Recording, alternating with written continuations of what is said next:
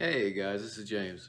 I was thinking about what I could show you or tell you, and I thought it would be interesting, for me anyway, if I try to explain why Macbeth is my favorite Shakespearean play. And I'm going to do this in segments because it's rather a long speech. So this first segment is just the history of why Shakespeare wrote the play, in my opinion. Um,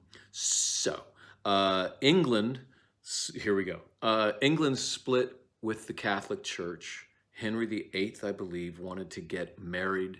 He wanted to get divorced and then remarried to Anne Boleyn. I believe it was Anne Boleyn. Somebody check that for me.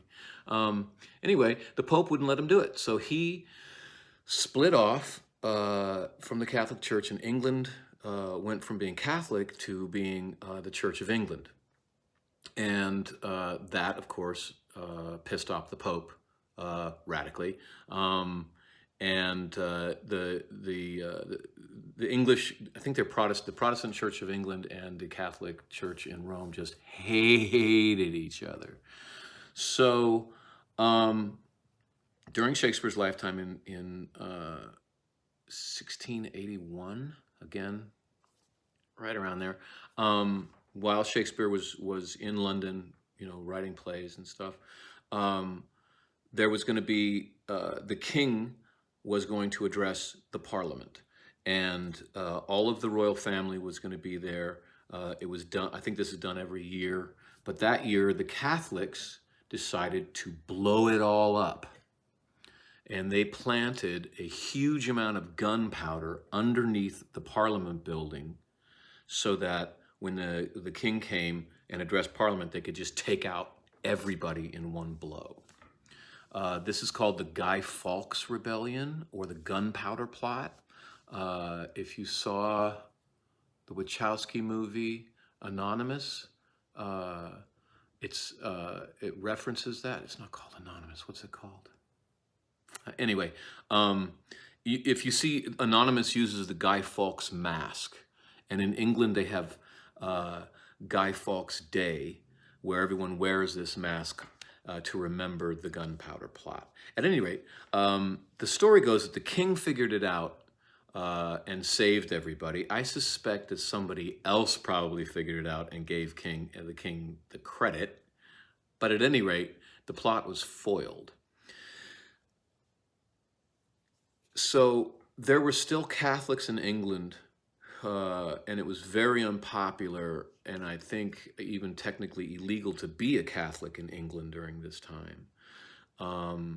But after that plot, it was off the hooks dangerous to be a Catholic in England. They were ripping people out of their homes, drawing and quartering them in the streets after this plot was foiled. Also, they did a mass with their gunpowder underneath Parliament the night before the Catholics did, to bless the action.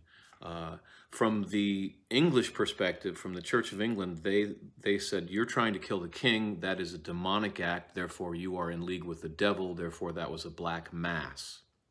So you're all devil worshippers.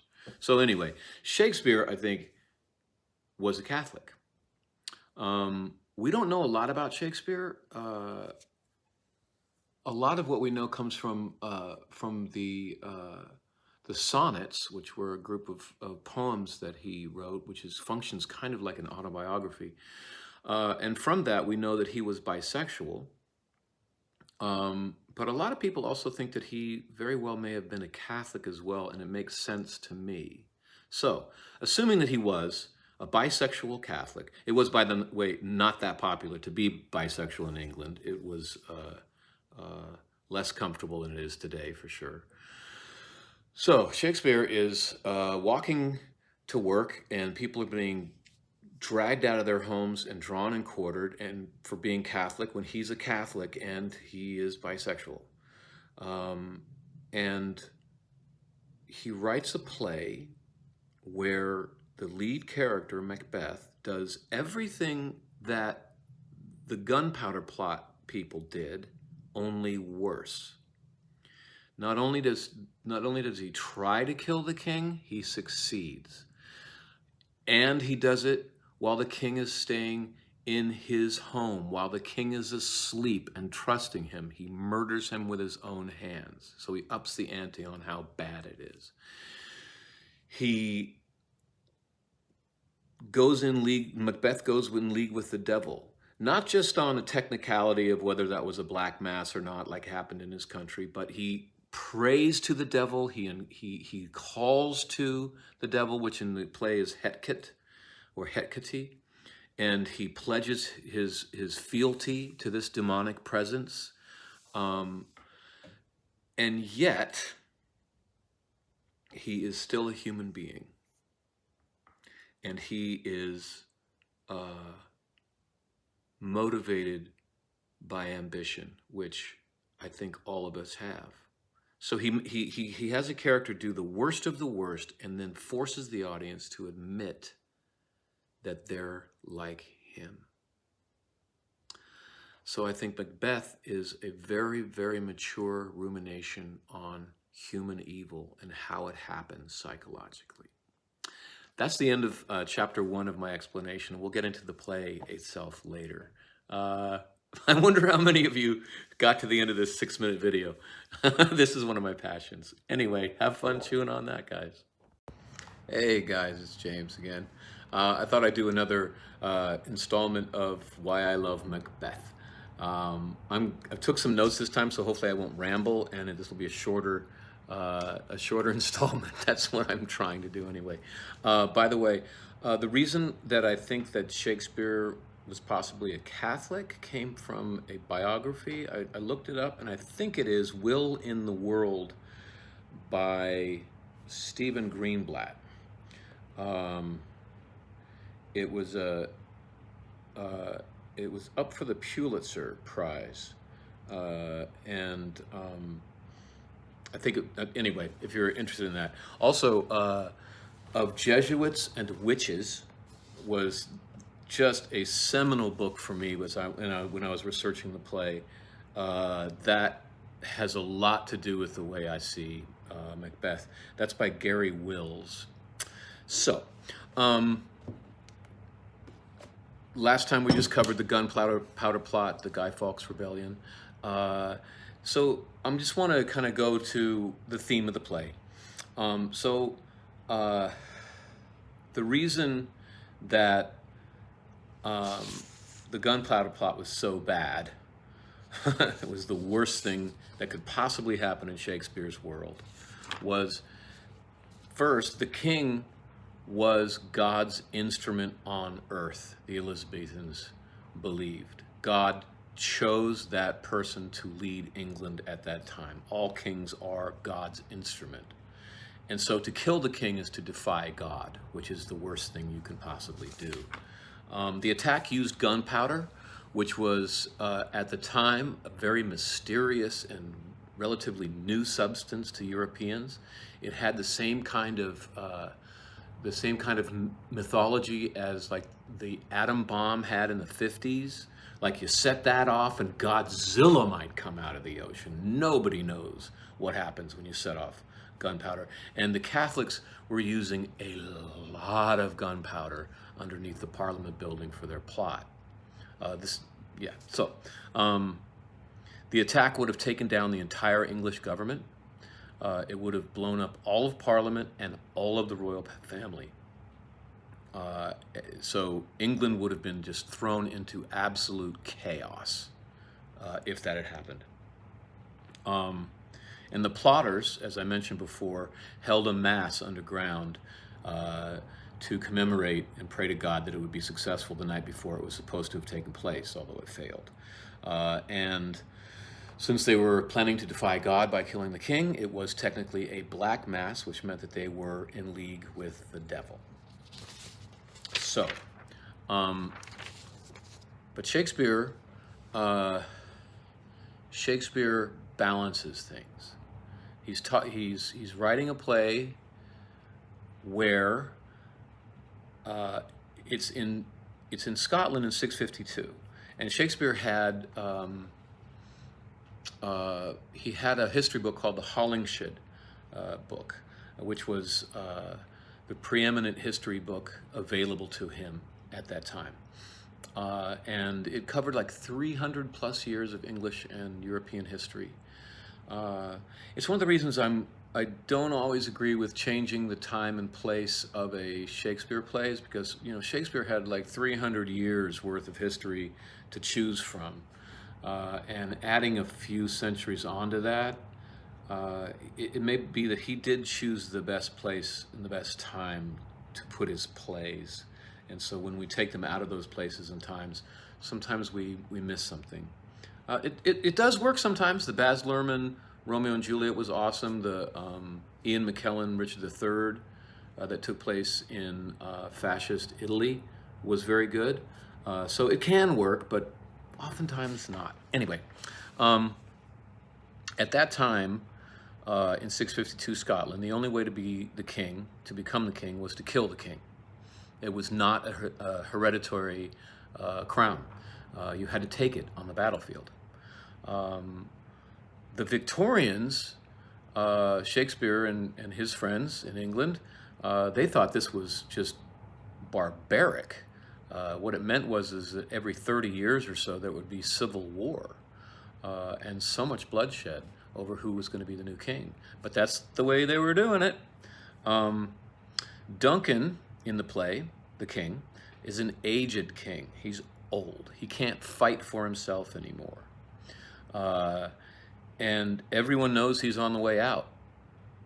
And Macbeth is the best warrior in Scotland. And it's pretty obvious who the next king is going to be. It's going to be Macbeth, and everyone knows it. Also, Duncan, the king, is screwing everybody else in the play. First, by not paying them for showing up to quell an Irish rebellion.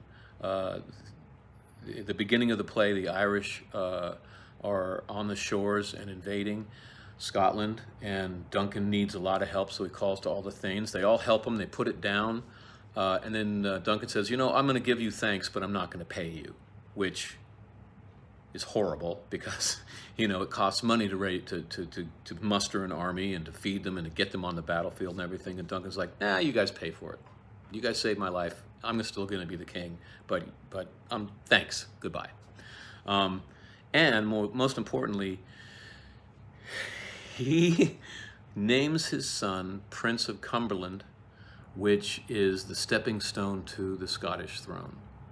He gets all of the Thanes, all of the royalty who backed him up on the battlefield, and he says, by the way, guys, my son is going to be the new king when I die. And he's going against centuries of Scottish tradition, and he's screwing everyone who might want to be the next king, and specifically Macbeth. And it is, we'll get to it later, but like Macbeth tells the audience, I'm not going to kill the king. It's not a good thing to do. And then he hears that, and he immediately turns to the audience and just says, fuck that guy. I'm going to kill him so bad. So he's getting screwed. So the theme of the play. Macbeth does everything that the gunpowder plot people did and worse. Not only does he plan to kill the king, he does it. And he does it while the king is sleeping in Macbeth's house. He not only holds a black mass, which could technically be described as, well, not only does he hold a mass which could technically be argued to be a black mass, he actually prays to a demonic force and pledges fealty to it and plans with it.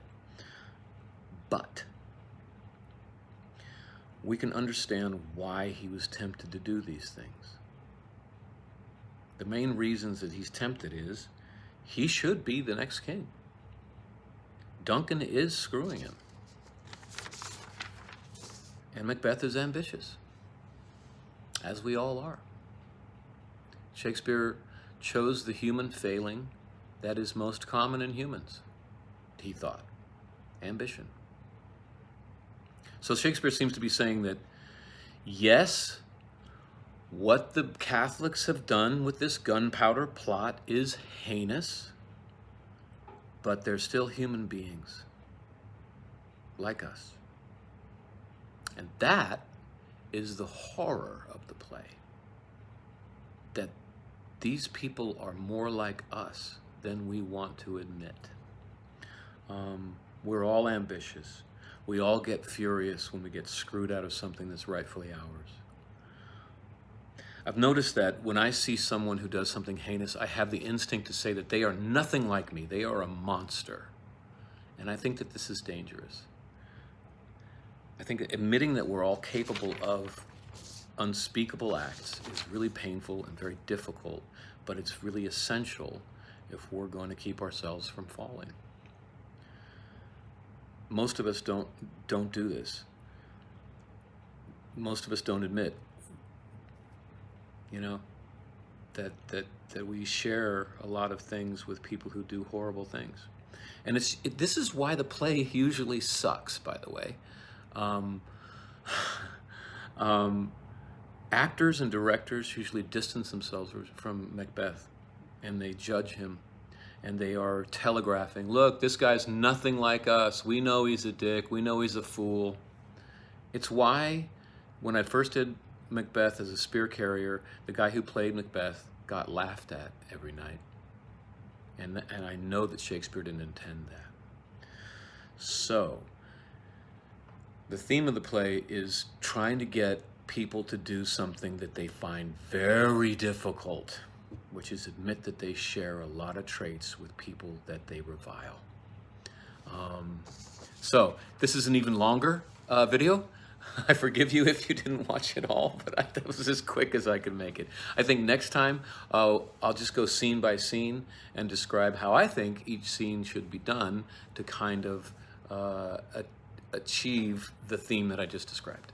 Okay, thanks for watching, and I forgive you if you didn't. Bye. Hey guys, it's James. I thought I'd do a little more Macbeth espousing. Before we get into the scene by scene kind of breakdown that I was talking about, I thought that I would just go over some of the most commonly made mistakes that are made in productions that don't do so well. The first one is Lady Macbeth is not a bitch. That is done constantly. She is so often portrayed as a man-eating bitch. And Macbeth is like cowed by her, and the whole thing is Lady Macbeth's fault. If Macbeth just hadn't listened to his old wife, everything would have been fine. It's so offensive. There's a scene, I think it's in Act 2, to look that up, but the king, Duncan, is at the castle. He's at the Macbeth's castle, and they're having a banquet to welcome him. And Macbeth leaves the banquet, and he talks to the audience, and he says, you know, I can't kill this guy. He's too popular. You know, if I kill him and it gets out that it's me, everyone will hate me, and they'll never accept me as king. He's old, but he's just too popular. I can't do it. It's not smart. And his wife comes in and asks him, you know, why'd you leave the banquet? What's going on? And he goes, we can't do this. I've changed my mind. We're not going to kill him. And she just tears into him. And she goes, she goes there, man. She tries to question his manhood and everything. But if you look at the scene, none of it works. Every time she tries something like that, Macbeth is like, oh, be quiet. You don't know what you're talking about. He just brushes her off every time until she says, okay, this is how we'll get away with it. We'll blame the guards. We'll wipe the blood from the knives that you'll use on them, and then everyone will think that they did it. And that's how we'll get away with it. And then Macbeth turns on a dime and says, oh my God, you are so hot. Oh my God, I'm so in love with you. Yes, let's go ahead and do it. And so I think of the scene, it's like if Robert De Niro and Joe Pesci, like in Goodfellas, right? They're about to steal a car, and it's midnight, and they're underneath the street lamp, and De Niro's got the Jimmy, and he's going to put it in the window and unlock the car, and he turns to Joe Pesci and goes, I don't think we should do this. I think I've changed my mind. It's not safe. Joe Pesci would be like, what the fuck? Are you a man or are you a mouse? You pussy. You got to do this. Why didn't you tell me that when we were back up in the apartment? Now we're down here. You got the Jimmy in your hand. We're underneath the street lamp. We're going to get caught just by talking. Just do it, for God's sake. And Joe Pesci would rip into him. And so Lady Macbeth is not a bitch. She's just a criminal. she's just honestly a criminal who's angry that her partner in crime is having second thoughts when the thing is about to go down. The most important thing, though, is that Macbeth, just whatever she tries, he goes nope, nope, nope, nope, nope. It doesn't work on him. The reason that it's so important that Lady M is not a bitch is that thematically there's a scene in scene 5 when it's all gone to hell. Macbeth is being attacked in his castle. He's losing the battle. And there's a scream that happens. He sends a servant out to find out what the scream was all about, a female scream. And then he turns to the audience, he goes, you know what? Nothing really affects me anymore. I'm numb. Stuff that used to make the hair on the back of my neck stand up does nothing to me anymore. I'm dead. And then the servant comes back and says, what was the scream? And the servant says, the queen, my lord, is dead. And then there's a huge pause in the script. It's the longest pause in Shakespeare. And it's in the meter, which we could talk about later, but it's apparent that there's supposed to be a long pause. And then Macbeth just goes, she should have died hereafter. There would have been time to mourn her. She should have died tomorrow or yesterday. I don't have time to deal with it right now. So I think in that pause, the audience is supposed to be thinking, okay, that's going to affect him. The fact that his wife is now dead, that'll get through him. I know that he just told us that nothing affects him, but that one will. And there's a long pause, and then he says, I got nothing. I'm feeling nothing. And it's in this moment that the theme comes through, which is the effect of evil on the perpetrator. And it's something that criminal psychologists are just dumbfounded by, that Shakespeare knew this so far ahead of his time, that people who do heinous acts have to cut off their psychology so that they can sleep at night or so that they can live with themselves. They have to cut out chunks of themselves. And at the end of that process, there's this feeling of like nothing affects me anymore, and they go numb. And it's this moment that the audience realizes that Macbeth is no longer their hero, that he is truly lost, and he is never coming back. And the scene right after that, we are introduced to our new heroes, which we'll talk about later. But if Lady M is a bitch, when she dies, the audience is going to think, oh, thank God, he's going to be, oh, thank God she's gone. None of the theme is going to come through if the audience hates Lady Macbeth, or if Macbeth looks like he is henpecked by her in any way. So that's number one. Number two is, seems like a small thing, but it's actually very important. Do not have big set changes in the play. You have to do it in a stripped down version, because set changes take time.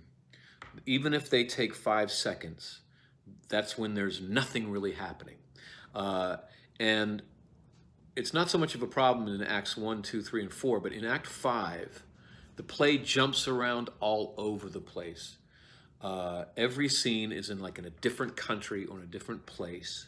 And if you have to take time to change sets, The fifth act, which is supposed to be like a freight train going faster and faster and faster and faster, it slows down to a crawl just because you're rolling out the set, rolling it away. So you've got, whatever your scene design is, you've got to be able to be lightning quick to change location in the fifth act so that that juggernaut can just take off. Number 3, there's a scene, oh wow, we're already up to 8 minutes. I'm going on again. So there's a scene where Macbeth has had to kill his best friend because his best friend knows that he killed Duncan, and his best friend comes back to him as a ghost while he's having a banquet. Macbeth is king now. A lot of actors cower from the ghost. They're going, "Oh, ghost, don't hurt me, oh no." This is where the guy got laughed at every night when I was doing my spear carrier role. And it's, if you look at the play and then look at the language, Macbeth is not, there's nothing that says that he's cowering. He's going, "Approach me like a tiger. I'll fight you. Fight me. Don't come to me. Don't come to me as Banquo, my old friend. Come to me as a dragon if you have to." Well, not dragon, but he says tiger. I read that Laurence Olivier, in a really successful production in the 50s in England, he didn't cower from the ghost. He jumped up on the table and drew his blade. And I think that's perfect. When you're scared, you have a fight-flight reaction. You either want to fight or you want to flee. And if you're playing a warrior who's a good warrior, you're not going to flee. You're going to fight. And so you've got to rush the ghost. You can't be afraid of him. Dare him to fight you. And it just speaks to a larger kind of issue, which is that if you play Macbeth, you have to do everything in your power to keep the audience behind you, to keep them in your corner until that scene that we talked about a couple minutes ago in the fifth act when they realize that you're truly lost. Every choice that you make has to be run through the filter of, will this keep the audience in my corner? Because the play is asking the audience for a big thing, which is to admit that they are more like Macbeth than they want to admit. So you can't make it harder for them to do that than absolutely necessary. You've got to try to make it as easy as possible to fool them, to bait them into keeping in your corner until that final scene where you truly fall. Okay, last one. There are witches in Macbeth. And a lot of productions try to make them more believable by making them not magical. Can't do that. The witches have to have their magic. They have to be scary. In Shakespeare's time, there were tens or hundreds of thousands of people walking around Europe calling themselves witches who believed they had magic. And everyone around them believed that they had magic too. In Shakespeare's time, witchcraft was real. Magic was real. And in fact, it was thought that if you said that words had a sort of magic, a sort of power to them, for them, if you said the word good, you were drawing good energy to you. If you said the word evil, you were drawing evil to you. And there's a scene where Macbeth kind of prays to the devil or an agent of Satan to come forth and help him. And in Shakespeare's time, the audience actually thought, when they were watching the play the first time, that the devil was going to come through the floorboards of the theater and just consume the whole theater, audience and all. Macbeth was a very controversial play, partly because of that scene. They almost closed it. I think they almost closed it down because they thought it was unsafe to be invocating publicly toward a dark spirit, even in a play.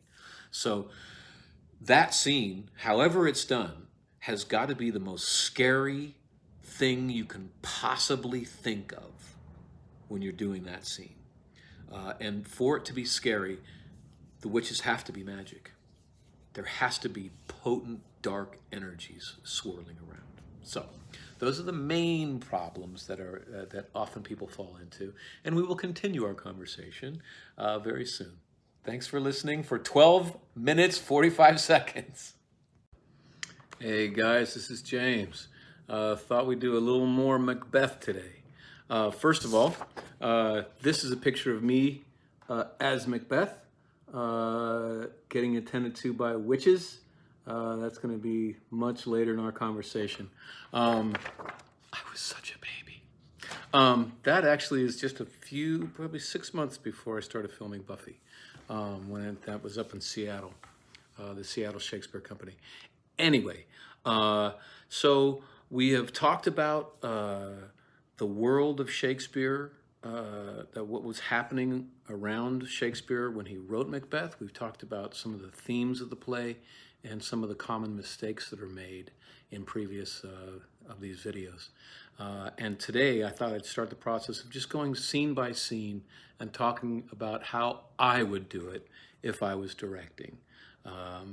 So the first scene, Act 1, Scene 1, is a very short scene with the witches, and they just are making a date with each other when they're going to meet again. And they say when the battle is over, and they're going to meet with Macbeth. Very short scene, usually done poorly. First impressions are really, really important. And I have seen a lot of productions treat the witches kind of dancing around in a circle as if they're incanting some spell, and it just looks silly. I think the witches need to be powerful and magical and horrifying and scary. So however one does it, it should be scary and horrifying and powerful. This is how I'd like to do it. In those days, a lot of spells, like I said before, there really was active witchcraft going on. There really were people who called themselves witches that were brewing brews and casting spells. And this was very real to the people of Elizabethan England. One of the important ingredients for spells and potions were the body parts of the damned. So someone who was going to be going to hell, if you could get their ear or their nose, that was a powerful ingredient for dark magic. A really good place to get that would be the execution of a criminal, or the best place would be after a battle. No soldier gets last rites. There's no priest that comes and gives those rites to the dead on a battlefield. And so all of the soldiers who die in battle are going to hell, and they know it. It was very common to see witches swarming battlefields, cutting up the bodies to be used in their dark magic. So I would just have I'd have these three witches not dancing around in a circle. I would just have them walking casually around a battlefield, snipping off ears and noses, and possibly digging into a stomach to get a good, juicy, bloody liver. And just not even explain that to the audience. Just leave it all hanging. Like, what are these people doing? They're just snipping body parts on a battle. Ugh, you know, just leave that unexplained. They're just, the witches are just talking shop. You know, a lot of times the people are dancing around trying to be scary. Oh, when shall we meet again? In thunder, lightning, or in rain? Like that. Oh my God, so silly. And I would just have them very casually snipping off the body parts as if they do this all the time, and they've been doing it all day, and it's probably time for lunch, and they're getting hungry, and they're just talking shop. They're just casually talking with each other about, well, what's going on and when we're going to meet again. And the juxtaposition between their casual attitude and the fact that they're doing something horrifying, I think is very interesting and evocative, and just leaves a lot of questions, which is scary if you just leave the audience in ignorance as to why that was going on. So very quick scene. The second scene, Act 1, Scene 2, is called the Bloody Sergeant scene. And in it we meet Duncan and later Ross.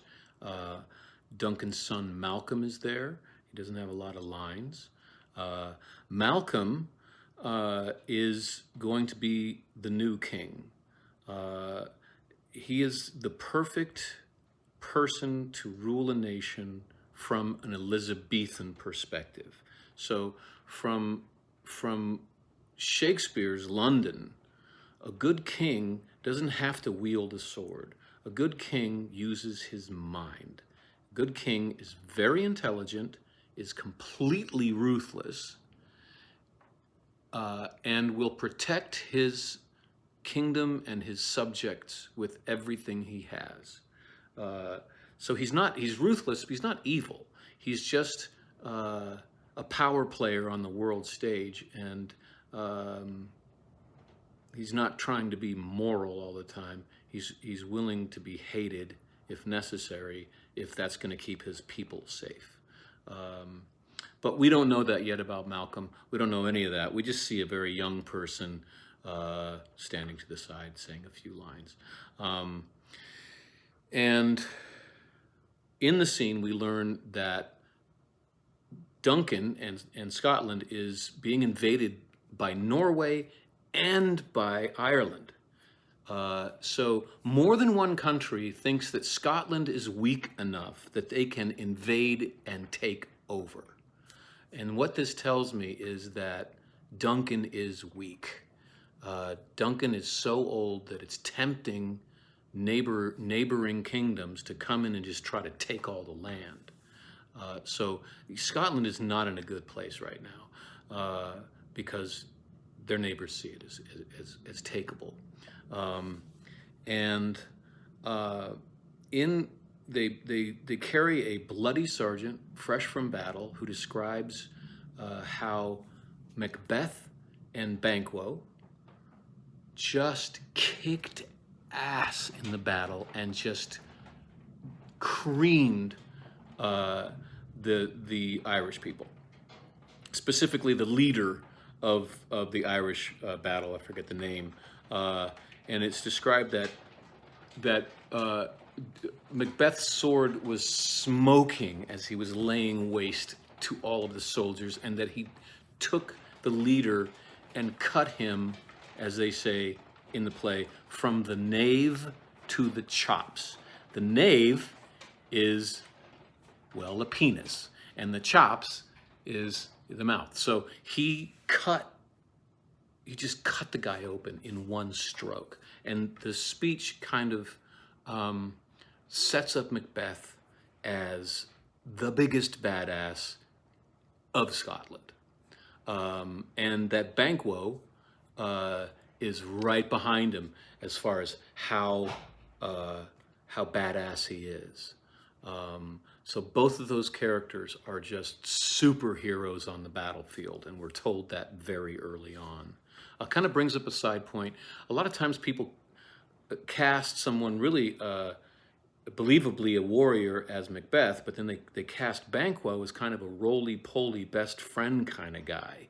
And no. Banquo is the second best soldier in all of Scotland. So he's got to be just ripped and badass and scary. Although a nice guy. But you wouldn't want to be on the other side of him if he's pulled his sword. Let's see. After the bloody sergeant describes Banquo and Macbeth kicking ass, then Ross comes in and reports that also the king of Norway has been defeated. And the Thane of Cawdor was in league with the king of Norway and has been killed. And Duncan says, okay, give that thaneship to Macbeth as a prize for helping me out today. And that's it. And that's almost a 10-minute video already. Wow, I'm glad I'm only doing 2 scenes per installment. So we will pick it up with Act 1, Scene 3 and 4 on our next date. All right, guys. Bye-bye. Hey guys, this is James. I wanted to do a bit more of Macbeth today. I'm finally back to my rhythm after getting back from shooting a little television. Sorry, it's been a little while in coming, but we should be back to doing this every week again. So we left off in Act One, Scene 3. And in the top of that, we see our witches again. And they are bragging about how they are tormenting different humans. And I think that I mentioned earlier in one of these messages, that these recordings, that I thought that the witches should be just snipping body parts on the battlefield. This is the scene where we should be doing that. I had forgotten. The previous time that I had talked about that is a very short scene, and as long as the witches aren't dancing around in a circle in a laughable fashion, I think that scene kind of takes care of itself. But this scene is much longer, and they really go on and on about how they're torturing different humans. And if you have the witches like dancing around going, "Oh, I got that guy," like that, it's really laughable and ridiculous. And so to give the witches their horror and their magic and their mystery, I think that they should just be talking shop. It's just office talk. They're kind of almost bored. So they're just snipping bodies on the battlefield after the battle. And we do that. So then they say, "Oh, what's that noise? Macbeth is coming." And then they F off. And in comes Macbeth and Banquo, who are coming back from battle and going to see the king. So we have heard about Macbeth and Banquo. We've learned that they're badass warriors. We've not met them yet. And here they come on stage. I'm going to use these. Middle-aged, deal with it. So they come on. And right off the top, Macbeth says, "So foul and fair a day I have not seen." Now that's just a small line, but it speaks to the mind of Elizabethan England at the time. As I said before, gunpowder was it was the magical, horrible thing of the day. It was a lot like nuclear weapons were back in the 50s. Like, if you set this stuff off, we don't know what's going to happen. It might tear the fabric of reality. And that was in the mind of London at the time. Like, we almost ripped the universe apart with gunpowder. And so things being twisted, reality being contorted, is something that was on Shakespeare's mind. And so foul and fair a day I have not seen is kind of an interesting line. Anyway, it's the side note. So right off the top, right away, the witches appear again, and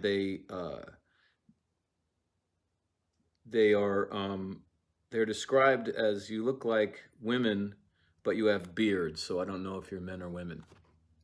It's kind of weird. It's kind of cool. And they tell Macbeth that he's going to be the Thane of Cawdor and the king. So Macbeth at this point is the Thane. This gets a little bit in the weeds, guys. Sorry, but a Thane is like a duke. He's not a king. He's like below a king, but he still has a castle. He still has lands. He's still royalty, and he owes fealty to the king. But he's kind of like a mini king, a Thane, a duke. So Macbeth already is Thane of Glamis. And the witches say, "Oh, by the way, you're about to become Thane of Cawdor, and after that, you're going to be king." At which point Macbeth goes, and Banquo says, "Hey, what's up? Why are you looking afraid at this good news?"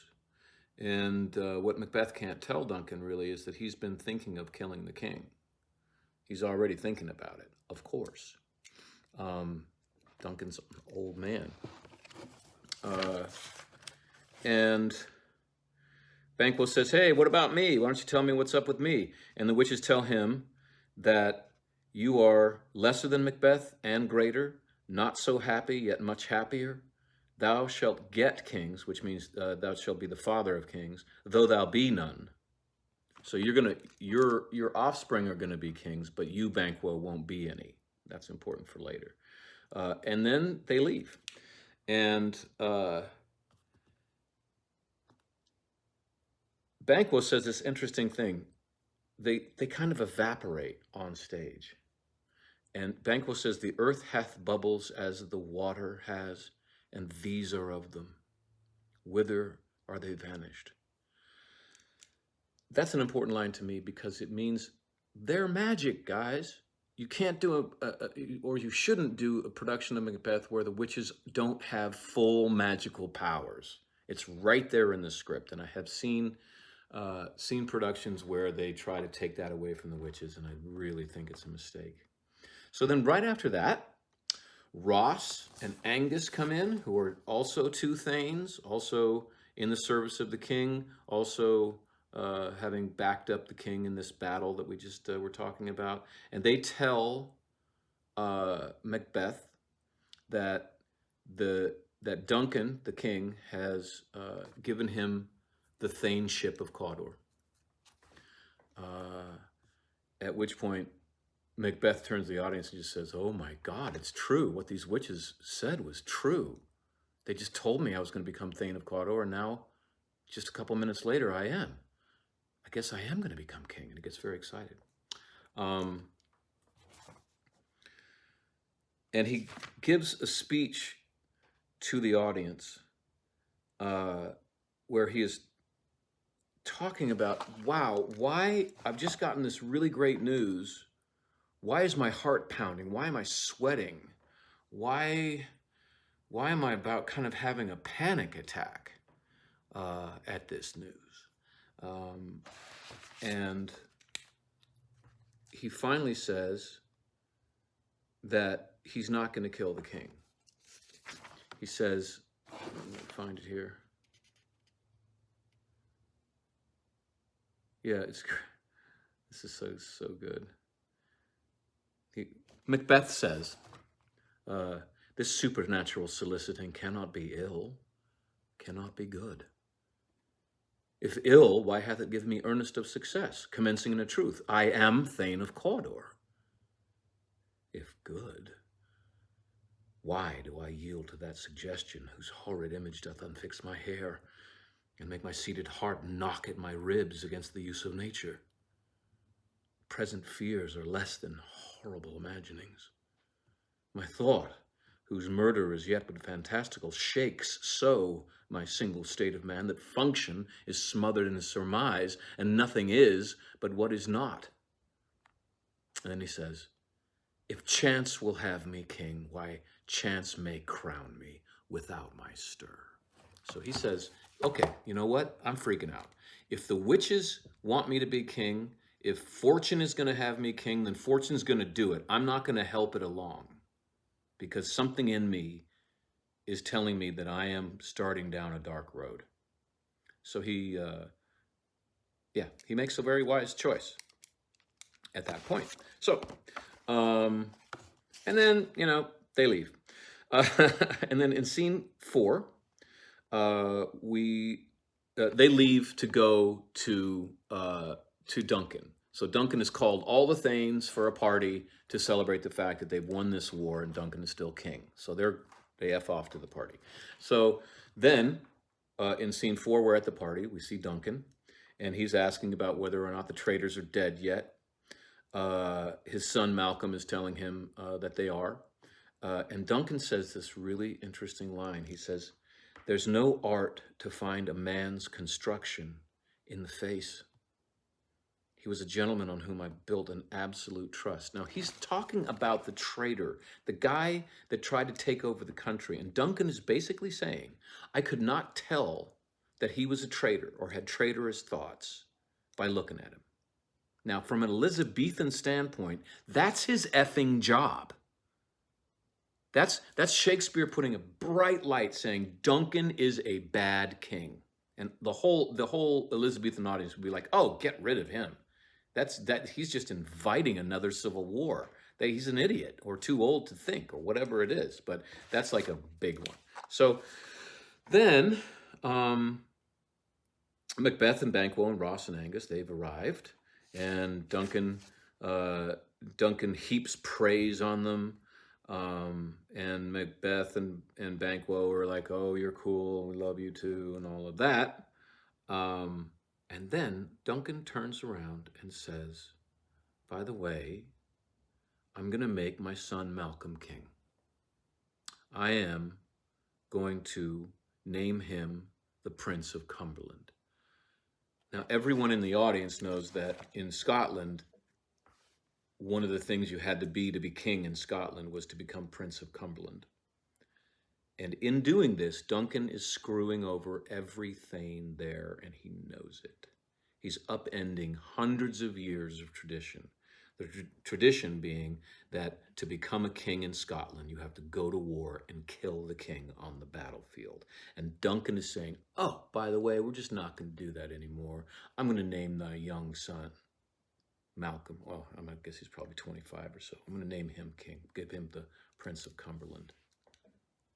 Screw you. By the way, he's also just said, thanks a lot, all you thanes that spent all your money and gathered armies and backed me up. I'm going to give you thanks today. I'm going to say thanks, but I'm not going to give you any money. I'm not going to replenish your coffers for coming out here today. So he's screwing everyone over in the hugest way. And then Macbeth turns on a dime and turns to the audience and says, screw it. He's naming his son this Prince of Cumberland. I'm going to kill that bastard. That's it. I've changed my mind. And he marches off. And that is the scene. I think I'm just checking here.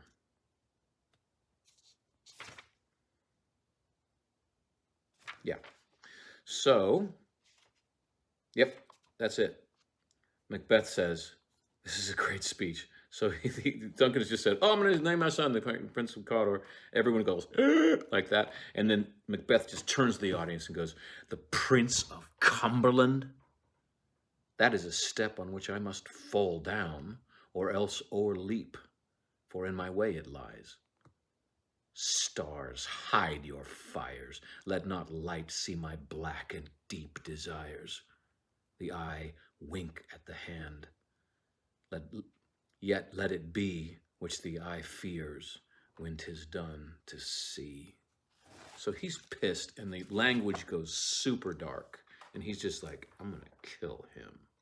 So we see Macbeth in a quick succession being very logical and very wise in the previous scene, and says, you know, if chance may have me king, why chance may crown me without my stir. I'm going to be chill about this. Then we see him getting fucked over, and then we see him saying, screw that guy, he's dead. Okay, so that's 13 minutes today. It's just getting longer and longer. Okay, have fun with that, guys.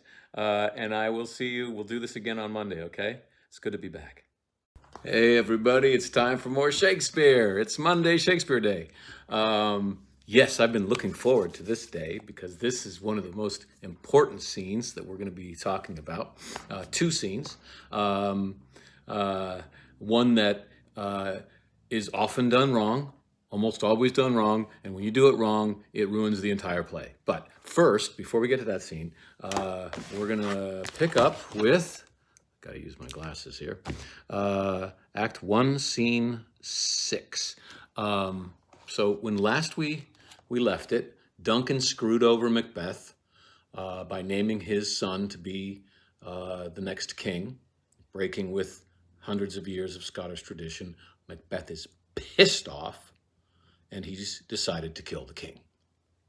So we meet Duncan and company. The royal retinue has journeyed to Macbeth's castle. Inverness is the name of the castle, and he's arriving, and he immediately reveals himself again to the audience, to the Elizabethan audience, as a fool. And he says, "This castle hath a pleasant seat. The air nimbly and sweetly recommends itself unto our gentle senses." Now, The whole audience knows that the guy is going to be killed. Everyone knows the story of Macbeth. This is often a laugh line, and that's just fine. In fact, it's best if it does get a chuckle from the audience. And hopefully they're thinking, what a fool. He doesn't see this coming at all. Again, to an Elizabethan mind, a king is not a warrior. A king fights with his mind and his intuition. A king needs to be ruthless and out for his own country and the safety of his countrymen and nothing else. And he's supposed to be able to see right through people. He's supposed to be able to read people like books. He's supposed to be well learned. He's supposed to be well read, well educated, and he's supposed to have a mind like a rapier. And so Duncan is just not the Elizabethans' idea of a good king. Now, this brings up a point, which is that, so in Elizabethan England, it is a hereditary crown. So they have a peaceful transition of power, so to speak. So when the king or queen dies, their son or daughter takes over the throne, and it's peaceful.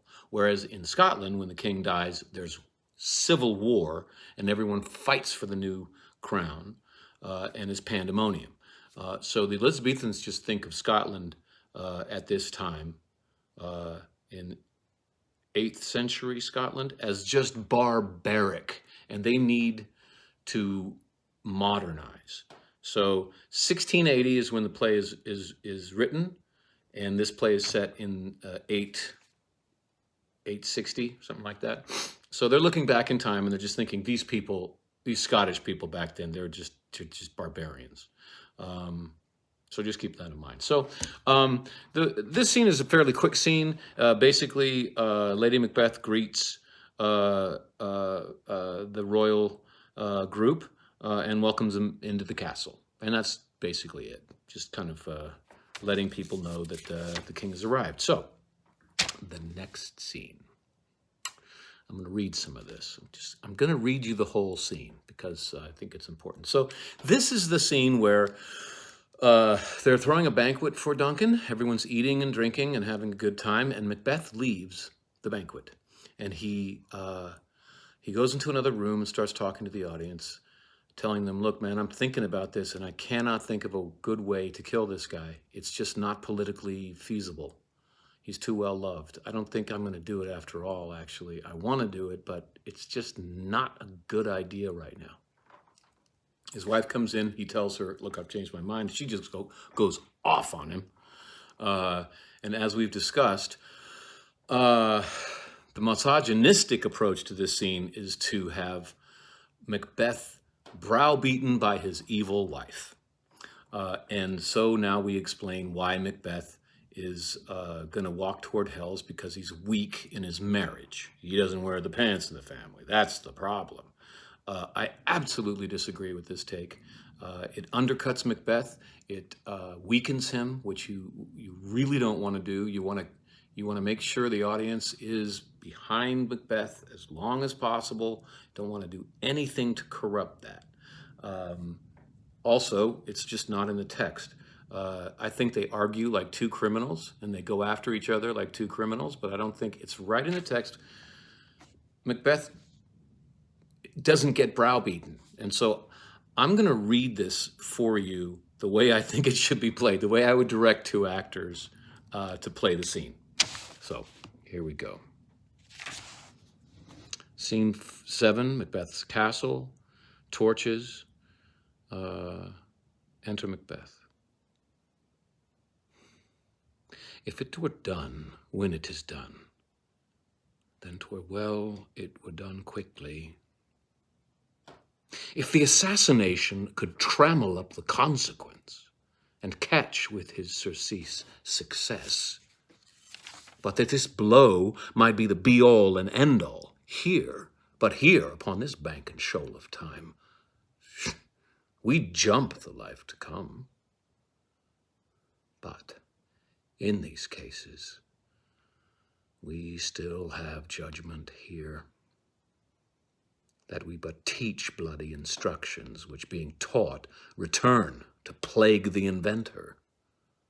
This even-handed justice commends the ingredients of our poison chalice to our own lips. He's here in double trust. First, as I am his kinsman and his subject, but strong both against the deed. Then, as his host, who should against his murderer shut the door, not bear the knife myself. Besides, this Duncan hath borne his faculties so meek, hath been so clear in his great office, that his virtues will plead like angels, trumpet-tongued, against the deep damnation of his taking off. And pity, like a naked newborn babe striding the blast, or heaven's cherubim horsed upon the sightless couriers of the air, shall blow the horrid deed in every eye, that tears shall drown the wind. I have no spur to prick the sides of my intent, but only vaulting ambition, which o'erleaps itself and falls on the other. Enter Lady Macbeth. How now? What news? He has almost supped. Why have you left the chamber? Hath he asked for me? Know you not he has? We will proceed no farther in this business. He hath honored me of late, and I have bought golden opinions from all sorts of people, which would be worn now in their newest gloss, not cast aside so soon. Was the hope drunk wherein you dressed yourself? Hath it slept since? And wakes it now to look so green and pale at what it did so freely? From this time, such I account thy love. Art thou afeard to be the same in thine own act and valor as thou art in desire? Wouldst thou have that which thou esteemest the ornament of life, and live a coward in thine own esteem, letting I dare not walk upon I would like a poor cat in the adage? Prithee, peace. I dare do all that may become a man. Who dares do more is none. Well, what beast was it, then, that made you break this enterprise to me? When you durst do it, then you were a man. And to be more than what you were, you would be so much more the man. Nor time nor place did adhere, and yet you would make both. They have made themselves, and at their fitness now does unmake you. I have given suck, and know how tender it is to love the babe that milks me. I would, while it was smiling in my face, have plucked my nipple from his boneless gums and dashed the brains out, had I so sworn as you have done to this. If we should fail, we fail. But screw your courage to the sticking place and will not fail. When Duncan is asleep, whereto the rather shall his day's hard journey soundly invite him, his two chamberlains will I with wine and wassail so convince, that memory, the warder of the brain, shall be a fume, and the receipt of reason a limbeck only. When in swinish sleep their drenched natures lie as in a death, what cannot you and I perform upon the unguarded Duncan? What not put upon his spongy officers, who shall bear the guilt of our great quell? Bring forth men, children only, for thy undaunted mettle should compose nothing but males. Will it not be received when we have marked with blood those sleepy two of his own chamber, and used their very daggers, that they had done it? Who dares receive it other, as we shall make our griefs and clamor roar upon his death? I am settled, and bend up each corporal agent to this terrible feat. Away, and mock the time with fairest show. False face must hide what the false heart doth know. Okay, so I hope that reading, they go at each other. They're arguing. They're definitely arguing. She's trying to get him to kill the king tonight. He is definitely telling her, I think it's very clear in the text, shove off, bite me. I'm not taking it. I'm not taking your advice. You don't know what you're talking about. And then when she says, this is how we're going to get away with it, he turns on a dime and just goes, oh, baby, you are so hot. Now, in Elizabethan time, him saying, bring forth men children only, for thy undaunted males should compose nothing but males. We just got to give, well, you don't have to, but I give over to the fact that in 1680, it was a more sexist culture.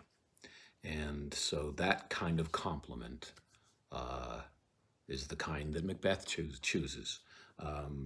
He's just, it's a sexist way of saying, God, honey, you're badass. So if I was to update, the play and not use the original language, I would say something like, you are so badass. You're a Valkyrie. Something like that. But that's what Shakespeare wrote. He was in his own time. But anyway, that I think is how to play the scene and not screw up the whole play. You have to be rooting for this couple, and you see them argue, and then resolve it and get back together again. And they're going back into the banquet, and they're going to smile while they eat, fully planning that evening to kill the shit out of Duncan. And we will pick it up there next week. Bye. Hey guys, happy Monday. It's Shakespeare Day, my favorite day. So let's climb right back into Macbeth. We are on Act 2. So when last we left, the Macbeths have come into agreement. They are going to kill the king. And they found a way to get away with it, which is to blame Duncan's guards, blame the king's guards so they don't have to take the fall. So the beginning of Act 2, we meet Banquo and his son Fleance. Remember that the witches told Banquo that he will not be king, but he will get kings, which means that his sons will become kings and his grandsons, although he won't become king himself. So we meet that son, Fleance, and it's just in parting. They're walking around with torches. I forget why they're doing that. They're going home, I guess. And they meet Macbeth, who is also in the castle. He's still up. It's late at night. Macbeth is going to kill Duncan in his sleep, and he stumbles upon Banquo and Fleance, who are going to bed. And they exchange pleasantries, and Macbeth says something very interesting. He says, where is it? He says, if you shall cleave to my consent when 'tis, it shall make honor for you. Very interesting. It's a kind of an opaque line, but it's basically saying, when this thing goes down, when I do this thing, if you are on my side, you'll do well. Now, Banquo knows what he's talking about because he heard the witches say that Macbeth is going to be the next king, and Banquo knows the only way to be king is to kill the king before you. I don't think that Banquo thinks that Macbeth is actually going to stab the king in his sleep that night, but he knows that those wheels are turning. And Banquo they have an exchange, and Banquo's like, look, as long as I don't have to give up my honor to back you, I will. And Macbeth's like, cool.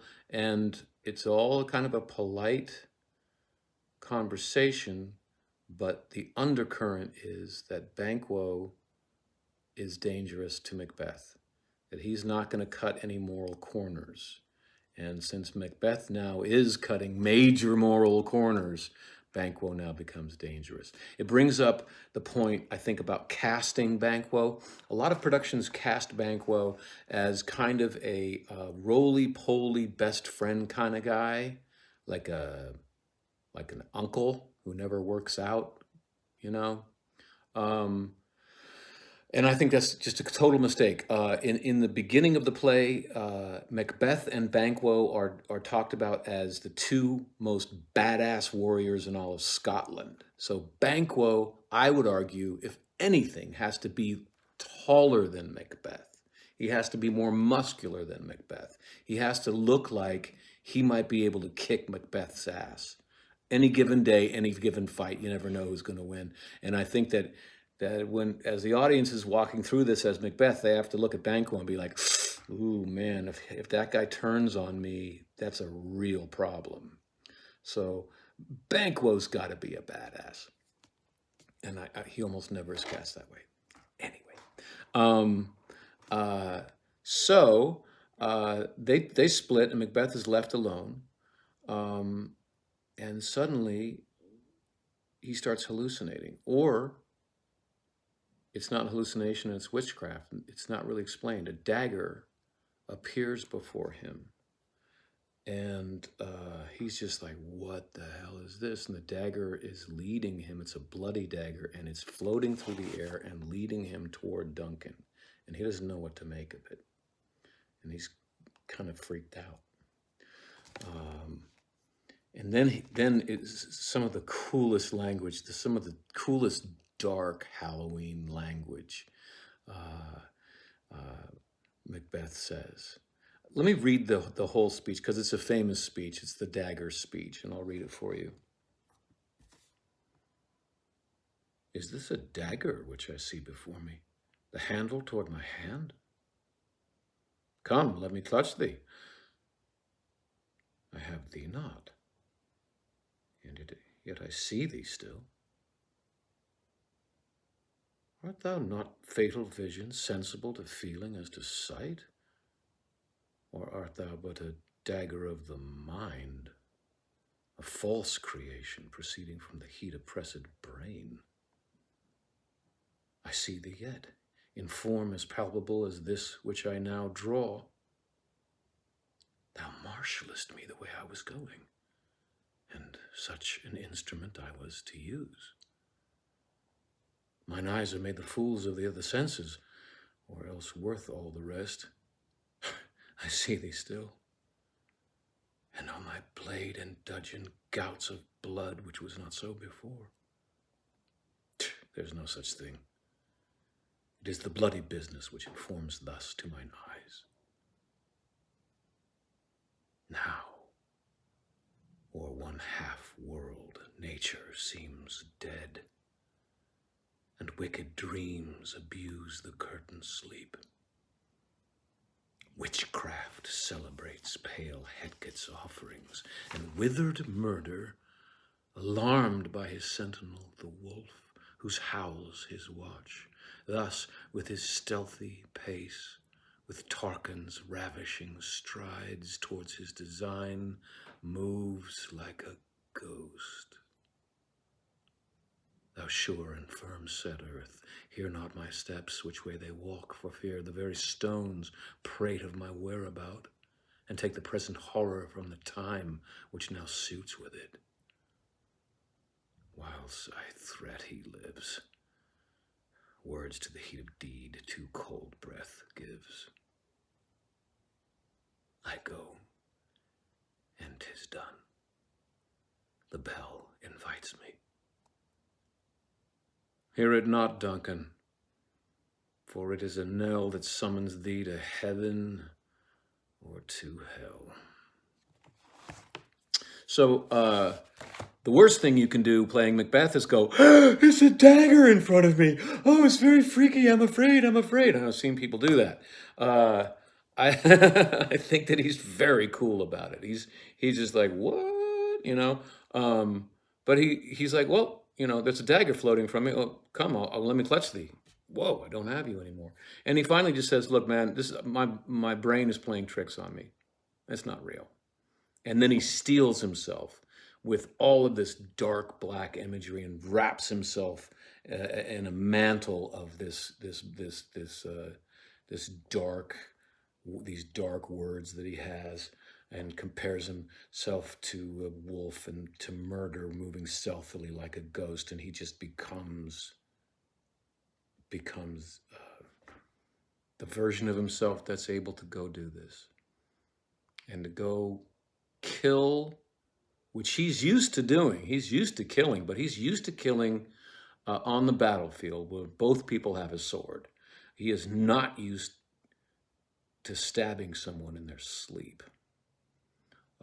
He's not used to stabbing a friend in their sleep.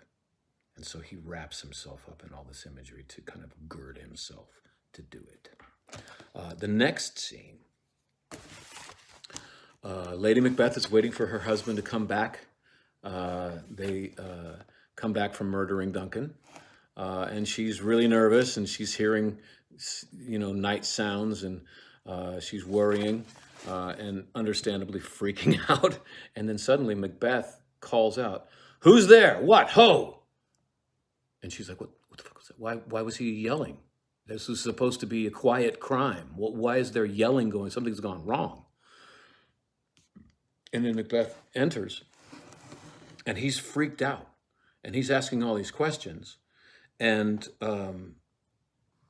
he finally says, he talks about how the king's sons, Donalbain and Malcolm, were in their sleep, and one in their sleep said, "God bless us," and the other one said, "Amen," in their sleep. And Macbeth wanted to say amen when he heard "God bless us," because that's what you do as a Christian back in these times, and he couldn't say it. It stuck in his throat. That freaked him out. But the reason that he's really freaked out is he heard a voice. Before he killed, he heard a voice saying, "Sleep no more. Macbeth does murder sleep." And like, who the fuck said that? He's thinking that that's a human being that said that. And if that's true, someone knows about the crime. What the hell is happening? He's freaking out. Then he goes through, he talks about sleep. And Shakespeare is just fascinated with sleep. He's like me. He thinks of sleep as one of the best things in the world and one of the worst things in the world to lose. Like, life is great when I have a great night's sleep, and life sucks when I don't. He says, "The innocent sleep, sleep that knits up the raveled sleeve of care, the death of each day's life, sore labor's bath, balm of hurt minds, great nature's second course, chief nourisher in life's feast." So he's running on about this, and he's panicked. And Lady Macbeth is trying to calm him down. Just saying, "You're unbending your own thoughts. Calm down, calm down. We don't know what's going on. Nothing definitely has gone wrong." And she notices that he took the daggers, the murder weapons are still in his hands, and they're bloody, having just killed Duncan. And the whole point is to be able to do this without getting caught and to blame the guard. So why does he still have the daggers? And he's like, "I forgot. I just heard this. I heard this noise. I heard this voice, and I fled." And she says, "Give me the daggers." She says, "Well, go bring them back and put them near the guards." And he's like, "I can't go back in there." And she's like, "Oh my God, I'll do it for you." And she goes off. And they're basically just both freaking out. And that is pretty much it. She comes back. She leaves, and Macbeth is just freaking out. There's knocking on the gate. It's so late at night that it's actually becoming early morning, and all of the king's retinue, the big group of people that he traveled with, they can't all fit in the castle, so a lot of them have camped outside the castle walls. They're knocking at the beginning of the day to come in for the day's activities, and Macbeth says, "How is it with me when every noise appalls me? What hands are here? They pluck out mine eyes. Will all great Neptune's ocean wash this blood clean from my hand? No. This my hand will rudder the multitudinous seas incarnadine, making the green one red. To incarnadine would be to turn red. So he's like, I could put my hands in the ocean and they wouldn't get clean. It would turn the ocean red. That's how guilty I am right now. And Lady Macbeth comes back in, having put the daggers near the guards, and she says, look, we got to clean up. We got to go wash ourselves, get the blood off of us, and we got to look like we've been sleeping all night and are coming to open the gate all drowsy. So we got to put on a false face here. And that's it. Nothing about that is Lady Macbeth running her husband around. Lady Macbeth is freaked out. He forgets to put the daggers there. She works with him to get that taken care of. She's panicked and pissed about it, but she does not unman him in any way. Macbeth is freaked out. He heard a voice, and that is really concerning. Who the fuck was that? And so it's understandable that he's freaking out. He's not weak. He's just not stupid. Someone might have seen what happened. And we'll leave it there, guys. Until next week, bye-bye. Hello, everyone. This is James. Happy Monday, my favorite day of the week. Today is Shakespeare Day. So let's climb into it. When last we left it, Macbeth had just killed King Duncan in his sleep and wiped the bloody daggers on the sleeping bodyguards of Duncan so that they would take the blame, or rather Lady Macbeth wiped those daggers. Anyway, they've killed him, and they immediately heard knocking at the gates as it was so late at night as to be dawn. The sun is coming up, and they hurried off to their chambers to wipe off all the blood, change clothes, and make it appear as if they just got out of bed to welcome the people coming into the castle. A lot of Duncan's group were sleeping outside of the castle. Not all of them could fit and sleep in the castle, so they're coming in for the day and knocking very loudly on the door. So we start scene 3, Act 2, Scene 3, is the porter. We meet the porter, and he is just a servant in the castle, and he gives a speech directly to the audience, which, by the way, is one of the reasons that I love doing Shakespeare. Shakespeare has soliloquies. There's monologues in theater, and there's soliloquies. And the difference being that in a soliloquy, the actor admits that he knows he's being stared at by the audience. So he turns directly to the audience and says, "Hey there, guys, I got something to say." And I love doing soliloquies as an actor. I was told early that I should talk to the audience, but like over their heads so as not to make them uncomfortable. And my reaction was, oh, hell no, I'm going to talk to them. I'm going to look them right in the eye. That's the whole point.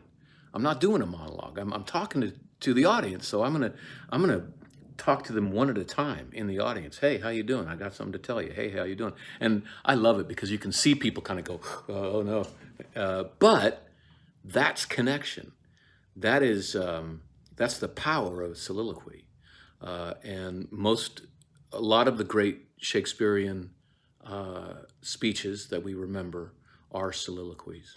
So the porter is doing a soliloquy, and he's basically just woken up, he's hungover, and he's going to he's going to go open the doors of the castle, open the gate and let the people in. And he turns to the audience and he says, hey, if I was the porter to hell, this is what I would be saying. And he starts telling jokes. One of the problems, this part of the play is often cut because these jokes don't really translate that easily to a modern audience. It's kind of like watching, like if you were to watch David Letterman, back when he was doing the Late Show, a lot of the jokes that he's telling, they're so current to the time, you know, political jokes or whoever's in the news that day. And if you have forgotten or weren't around for that news, you don't get the jokes. So comedy, especially the comedy that Shakespeare wrote for the groundlings, there's low comedy and high comedy. And Shakespeare was really smart in providing both. So he had stuff designed for the people, uh, the the less the less educated and the less rich, who were called the groundlings, and they stood up, and they were the closest to the stage. And then you had the rich people, the highly educated people, up, off of the floor, away from the dirt and everything. And he wrote for both. Um, and often I find that the comedy that is directed more toward the groundlings, that tends to be more topical, and it's harder to get a modern audience to laugh at some of these jokes. And it takes a lot more research for me to even understand the jokes. So the Porter is often cut, but if you can possibly make it work, you should not cut it, because it's the only comedy in the whole damn play. And I think it's really important to give the audience just a little relief from this freight train that we're taking to hell. It is interesting that the jokes he's making is about hell. He's saying, hey, if I was letting people into hell, I'm the porter of this castle, but what if I was the porter to hell? What would I say? So we're not forgetting that we're on a freight train to hell, but we're going to laugh for a little bit. Just an interesting side note, one of the jokes is about welcoming an equivocator to hell. And equivocators were someone who equivocates is someone who is trying to lie but not lie. He's trying to avoid telling the truth without technically outright lying. That's what equivocation is. And it is something that the Catholics in England used all the time when they got questioned as to whether they were Catholic or not. It was a sin to lie outright, but if they got caught being Catholic in England, they would be punished, if not put to death. So equivocation was a big deal, and it really angered the Protestants in England. And so it's interesting that the Porter makes that joke. I'm not going to read that speech, because then we'd have to spend 5 hours explaining what the jokes are, but he makes some jokes. Some of them are funny when you understand them, after you study them for about 3 days. So he opens the door, and we meet Macduff. And Macduff is going to be one of our big heroes going forward. We don't know that yet. He's just a big strapping warrior, and one of the king's trusted advisors. He's a thane, and he's just like, hey, you were sleeping really late. What were you up drinking? And the porter's like, oh yeah, I was up drinking. I was up drinking till dawn. And he makes a pretty good joke about throwing up. Then Macbeth comes in, and Macduff asks him, is the king stirring, worthy thane? And Macbeth says, not yet. Now, this brings up a little point, and I think, we're just going to go through one scene this week. This brings up iambic pentameter. So, I don't think I have seen this played as trying to get a laugh from the audience, and I think it's a big mistake. If Macduff says, is the king stirring, worthy thane? And then Macbeth just pauses and goes, not yet. You get a laugh. And we actors, we love getting laughs, but it's just the wrong laugh. We've already had our comedy in the Porter. We're not going for comedy now. Shakespeare wrote in the poetic form of iambic pentameter, which means that there's, generally speaking, 10 syllables in each line, and the accent is on the second syllable. Let's see, how do I say this? It goes ba-bum, ba-bum, ba-bum, ba-bum, ba-bum. And if it deviates from that, it means something. And is the king stirring worthy thing? Not yet. Is the king stirring worthy thing? Not yet. 10. And the way it's printed, Macduff has 8 of these syllables, and Macbeth finishes with 1. And when that happens, there's not supposed to be a pause. It's supposed to be directly on. There's a small pause at the end of the 10-syllable line, but not in the middle of it. It's interesting. I digress so much, but Shakespeare basically chose, for his writing style, he chose iambic pentameter for all of his plays. It was the closest to natural human speech of all of the poetic forms that were available to him. So he chose the one closest to realism or naturalism. And then he spent his entire career kind of smashing it and reworking it and making it even more natural sounding. But so it's right in here. Don't go for a laugh. It's just, is the king stirring a worthy thing? Not yet. And it brings up all through this scene, the audience knows that Lady Macbeth and Macbeth, they both know that the king is dead. No one else knows, and they're covering up. And you can get a bunch of laughs here, but if you do, it's stupid. And if you know about iambic pentameter, it's pretty obvious that they're not laughs. So anyway,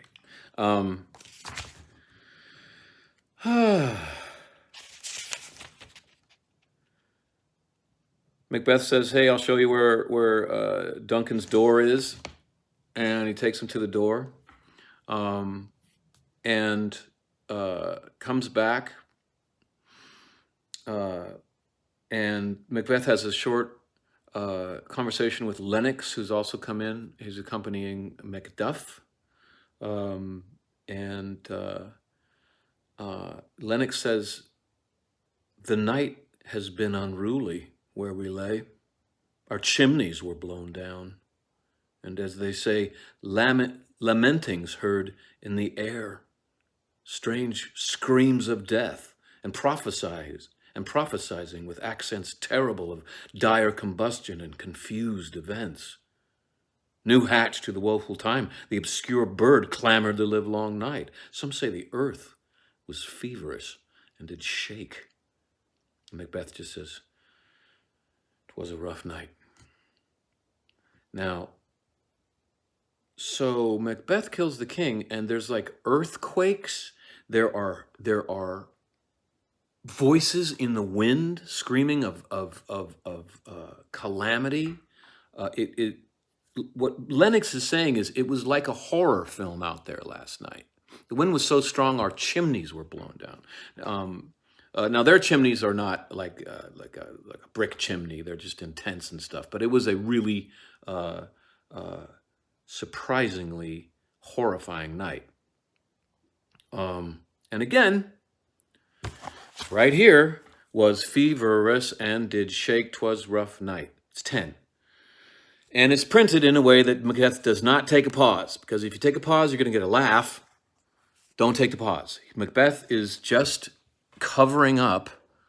The only way to get laughs in some of this stuff is if you play Macbeth and Lady Macbeth as a bad liar. They have to cover this up smoothly. So anyway, it also brings up the fact that so the gunpowder, we talked about the gunpowder plot happening in Shakespeare's time, how gunpowder was the atomic weapons of its day. It was like atomic weapons were thought of in the 50s. Like if you set off one of those kind of bombs, you don't know what's going to happen. Godzilla could happen. Who knows? And so the king has been killed in Macbeth. The king has been killed. The king is God's instrument on earth. So everything has been ripped asunder. The whole world has been turned upside down. Fair is foul, foul is fair. And Macbeth has unleashed an apocalypse by killing King Duncan. And the kind of apocalypse is put into imagery that the Elizabethans would be thinking about right now, of what would have happened if that gunpowder had actually gone off and killed the king in Macbeth's time. I hope this makes sense. But just so you know, like, everything's whack now. God is angry. Nature has been turned on its head. The king has been killed, and earthquakes and voices in the wind are happening. Then Macduff comes out, having found the dead king and his also dead bodyguards who've been wiped with blood. And they're all freaked out. I don't have to go into it too much, but again, Lady Macbeth and Macbeth are covering. They're like saying, "Oh no, we're upset about it as well." And the most important thing is not to get laughs in the scene anywhere. And then at the end, Donalbain and Malcolm, Duncan's two sons, they are talking to each other on the side, going, "Man, we got to get out of here. Whoever killed our dad is probably going to want to kill us. Let's get the hell out of here." Everyone's really acting like they're really upset that Duncan is dead, when we know some of them are really happy about it. In our world, the only way to be king is to kill the king. And some of these people have been thinking about being king themselves, and they're all wailing as if their hearts are broken, and we know that their hearts aren't broken. I don't trust any of the people who are pretending to be so upset right now. Let us get the hell out of here. And that's the end of the scene. I hope I didn't digress too much. I'll try to do better next time. Okay, until next week, guys. Bye-bye. Hello, everybody. It's Shakespeare Day. Thanks to everybody who showed up on Saturday for the Ghost of the Robot mini concert. I had a lot of fun doing that, and I hope you guys did too. Let's jump back in it. So when we last left it, everyone's found out that the king's been murdered. Everyone's freaked out. The king's two sons, Malcolm and Donalbain, have fled to England because they think that someone's about to stab them too.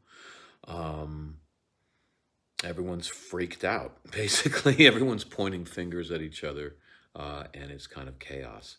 And we pick it up on the roadside outside Macbeth's castle, Inverness, and there's an old man talking to Ross, who is a thane, who again is like a duke, not a king, like a little tiny king. There's a lot of thanes in Scotland, but only one king. And they're just talking about how weird it is outside. The old man is saying, "I've lived a long time. I have never seen it's so weird as it is right now." And Ross says, "Yeah, I know what you're talking about. It's daytime, but it looks like nighttime." And like, Ross doesn't say it's a gloomy day. He says there's no light. It's like nighttime now, but we know it's day. The only thing I can think of that would do that is like a volcanic eruption. I don't think it's a volcanic eruption in England, obviously, but that's weird. The old man is like, "Yep, I get you. It's unnatural, this nighttime stuff going on. I saw an owl hunt down and kill a falcon. I've never seen that." Ross is like, "Yeah, I hear you. I saw the king's horses go insane and eat each other." Now that, just the image of that keeps me up at night. And if there was ever a movie that I would make of Macbeth, I would want to show that. That's wow. So it is weird. And again, it's just hearkening back to this idea that gunpowder used in the actual gunpowder plot, the real one in Shakespeare's time, was thought of as a kind of supernatural thing that might rip open the fabric of reality. And if you make too big of an explosion, it might just tear reality apart. And so Shakespeare is basically saying, you know, the king has been murdered in a foul way, and reality has been torn apart, and we just don't know what's going to happen. Animals are going insane, doing things that they normally wouldn't do. Enter Macduff again, big old strapping, trustworthy Macduff, and he is saying, things are screwed up. Everything's screwed up. Let's see. Ross asks, "Do we know who killed the king? Is there any word on that?" And Macduff says, "Yeah, we think it's Malcolm and Donalbain, the king's sons. We think they did it because they fled. So that usually when you flee, you're guilty. So they have fled to England and Ireland." And we're pretty sure that they're behind this murder. Ross then asks him, "Where's Macbeth?" He says, "Well, it looks like the next king is going to be Macbeth. Where is him? Where is he?" And Macduff says, "He's already gone to Scone to be invested." So Scone is the castle that you would go to have the ceremony that would make you king.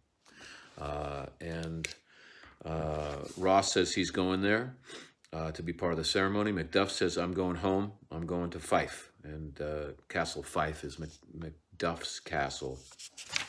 And they say goodbye. Then we get to Act 3. And we're now in Forres, which is Duncan's old castle. It's the king's castle. And it's now Macbeth's castle. And Macbeth is now king. And we meet Banquo alone in the throne room, awaiting. He's been called to talk to Macbeth, the new king, and he's alone in the room, thinking to himself, and he is just basically thinking, "Thou hast it now, King Cawdor, glams and all, as the weird women promised. And I fear thou playedst most foully for it. Yet it was said it should not stand in thy prosperity, but that myself should be the root and father of many kings. If there come truth from them, as upon thee, Macbeth, their speeches shine, why, the verity of thee made good, may they not be my own oracles as well, and set me up in hope? But hush, no more." I've never played Banquo, so that sucked. But basically he's saying, I think Macbeth killed Duncan. I'm pretty sure he did. And that's not right. That's really bad. And this is just that these witches said this exact thing would happen. That Macbeth would first get the Thane of Cawdorship, then he did, then he would become king, and he has, but he's reminding himself, but the witches said, my children will be kings, his children won't, and I won't be a king, but my children will, and my grandchildren. So he's kind of hopeful, actually, in that. And so they come in, and Macbeth is just asking, you know, "So how are you doing? I heard you were planning to ride out tonight. When exactly is that happening?"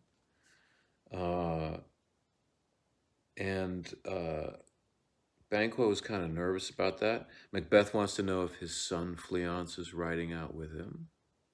Banquo says yes. Now, the most dangerous time that you could be murdered is when you're riding from place to place, from castle to castle. So Banquo is going to be vulnerable when he rides out. And Macbeth is asking him exactly when that's going to happen. So there's tension between these two people.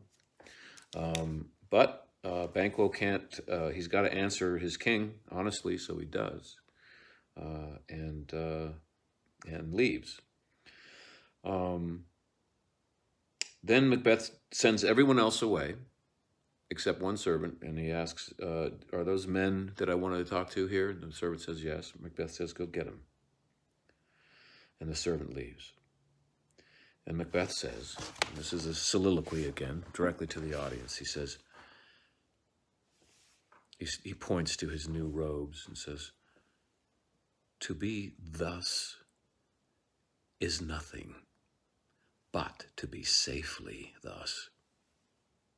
Our fears in Banquo stick deep, and in his royalty of nature reigns that which would be feared.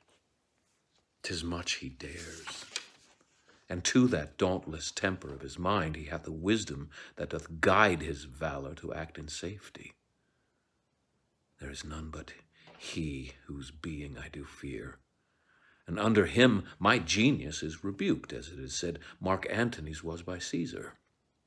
He chid the sisters when first they put the name of king upon me, and bade them speak to him. Then, prophet-like, they hailed him father to a line of kings. Upon my head they placed a fruitless crown, and put a barren scepter in my grip. Thence to be wrenched with an unlineal hand, no son of mine succeeding. If it be so, for Banquo's issue have I defiled my mind. For them, the gracious Duncan, have I murdered, put rancors in the vessel of my peace, only for them, and mine eternal jewel given to the common enemy of man, to make them kings, the seed of Banquo kings. Rather than so, come fate into the list, and champion me to the utterance. Who's there? Okay, so he's just basically saying, Banquo is a badass, first of all. He's also smart. He also knows what the weird sister said. So he may know that I killed Duncan. And also, the sisters, the weird sisters, the witches, they told him that his kids would be king. So that means that I have ruined my soul just so that his children and grandchildren could be kings. Screw that. Instead of that, I'm going to take the next step, man. And we see how once committed to the wrong path,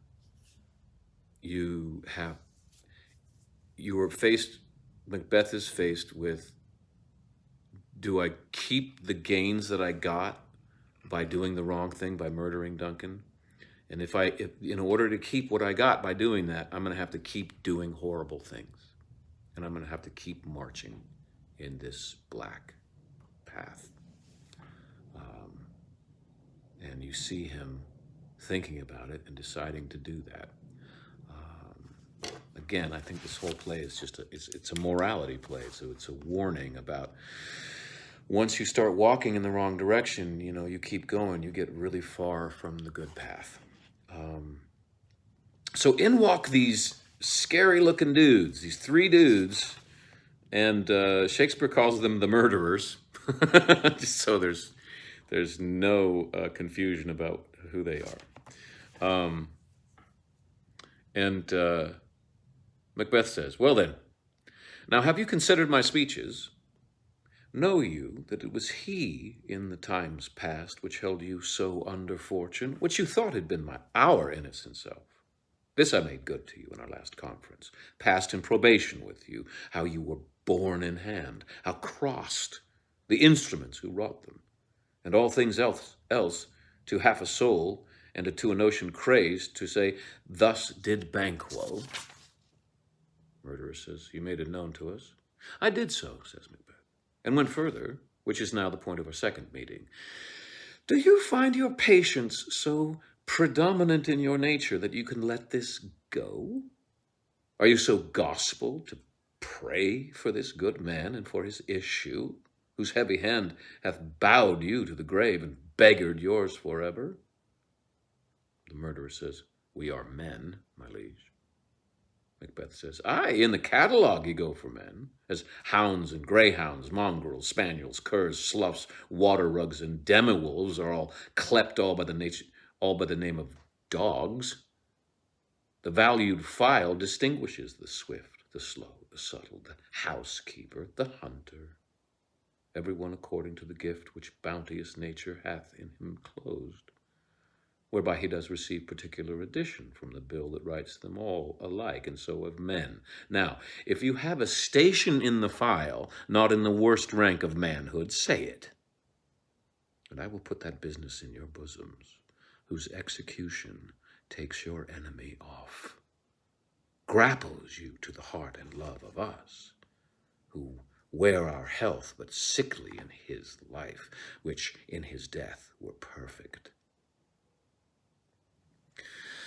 Okay, so he's basically saying, in our last meeting, I let you know that I was never screwing you guys. It was Banquo that was screwing you. And they're like, yeah, you told us that. We believe you. And he's like, okay, so now what are you going to do about it? You just going to take it? You going to do anything about it? You want to do anything about it? Because I want you to do something about it. If you do something about the guy that screwed you, I will reward you. And they say, yes, we will. So he's unleashing the dogs on Banquo.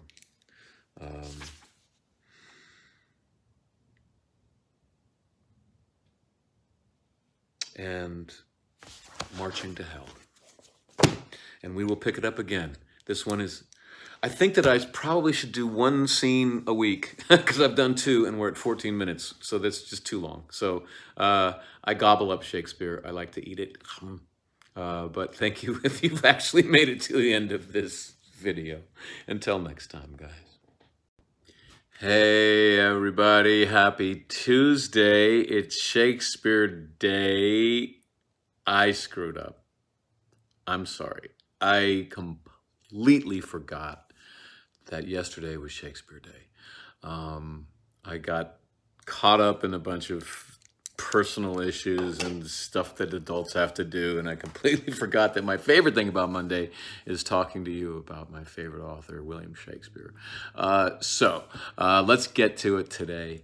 This is awesome. So we are at Act 3, Scene 2. And we are really starting that march into hell on earth that Macbeth is taking. In the previous scene, just from last week, Macbeth meets with the murderers, 3 guys that are willing to go and kill Banquo, his friend, for no other reason than that Banquo saw the witches proclaim Macbeth to be the next king, and that Macbeth fears him, fears that he may know that Macbeth murdered Duncan. So he's a threat. Banquo's done nothing wrong. He's done nothing to him. And nevertheless, Macbeth is unleashing these murderers, these dogs, these curs on him and his son. And it's just, it's the next step down.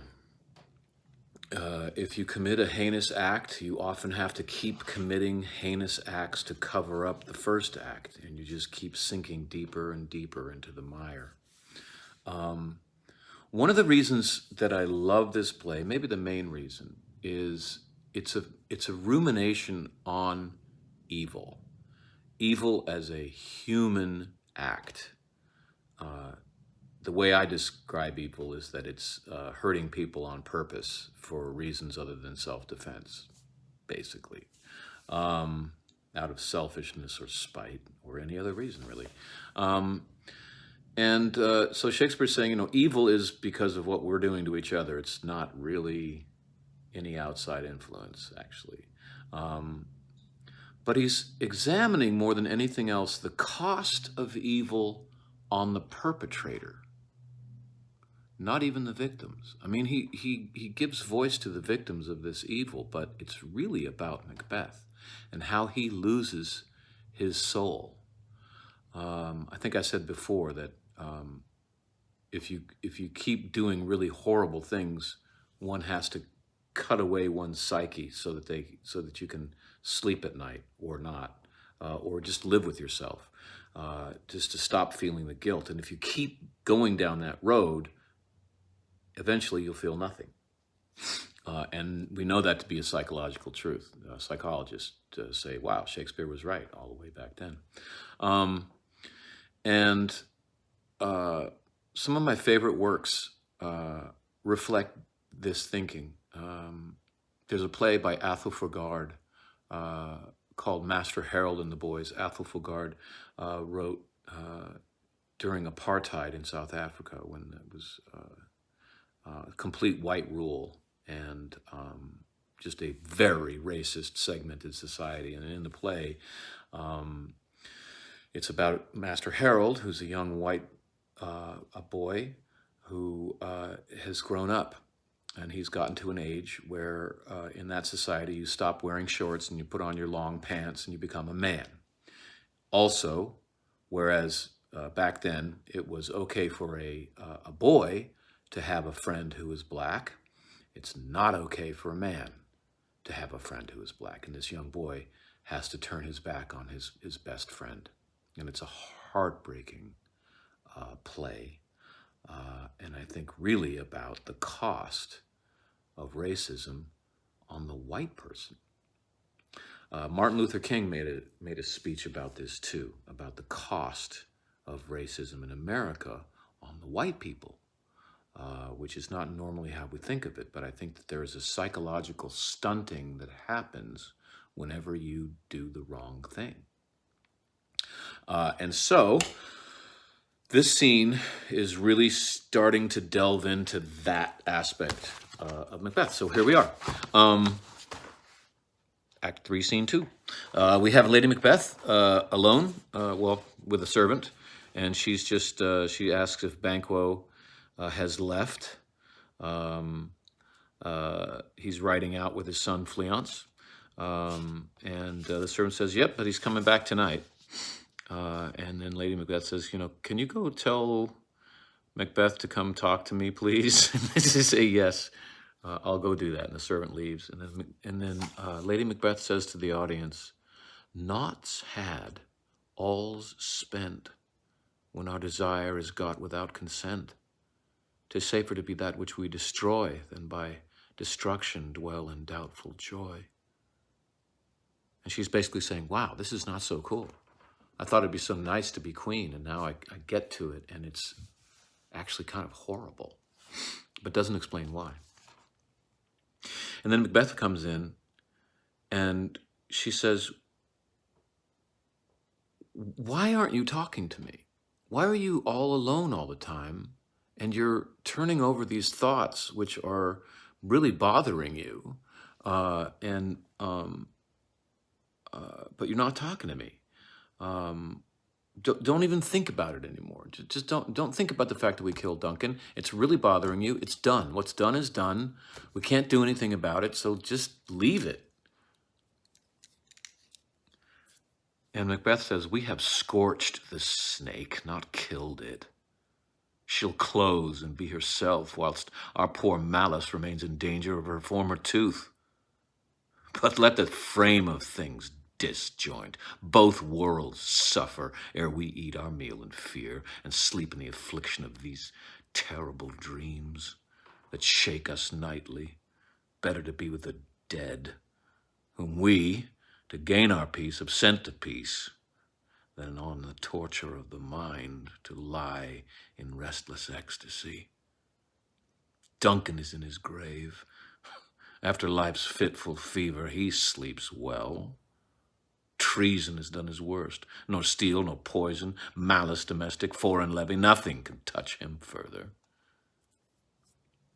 So, Macbeth's pretty freaked out right now. He's not in a good state of mind. He's not sleeping. He can't sleep. He's guilty. He feels guilty, and he can't really face himself. And he's not talking to Lady Macbeth. which I think this is the big tragedy of the play. They love each other and they gain the throne, but they lose each other because Macbeth does not want to burden his wife with what he is having to do and how he feels.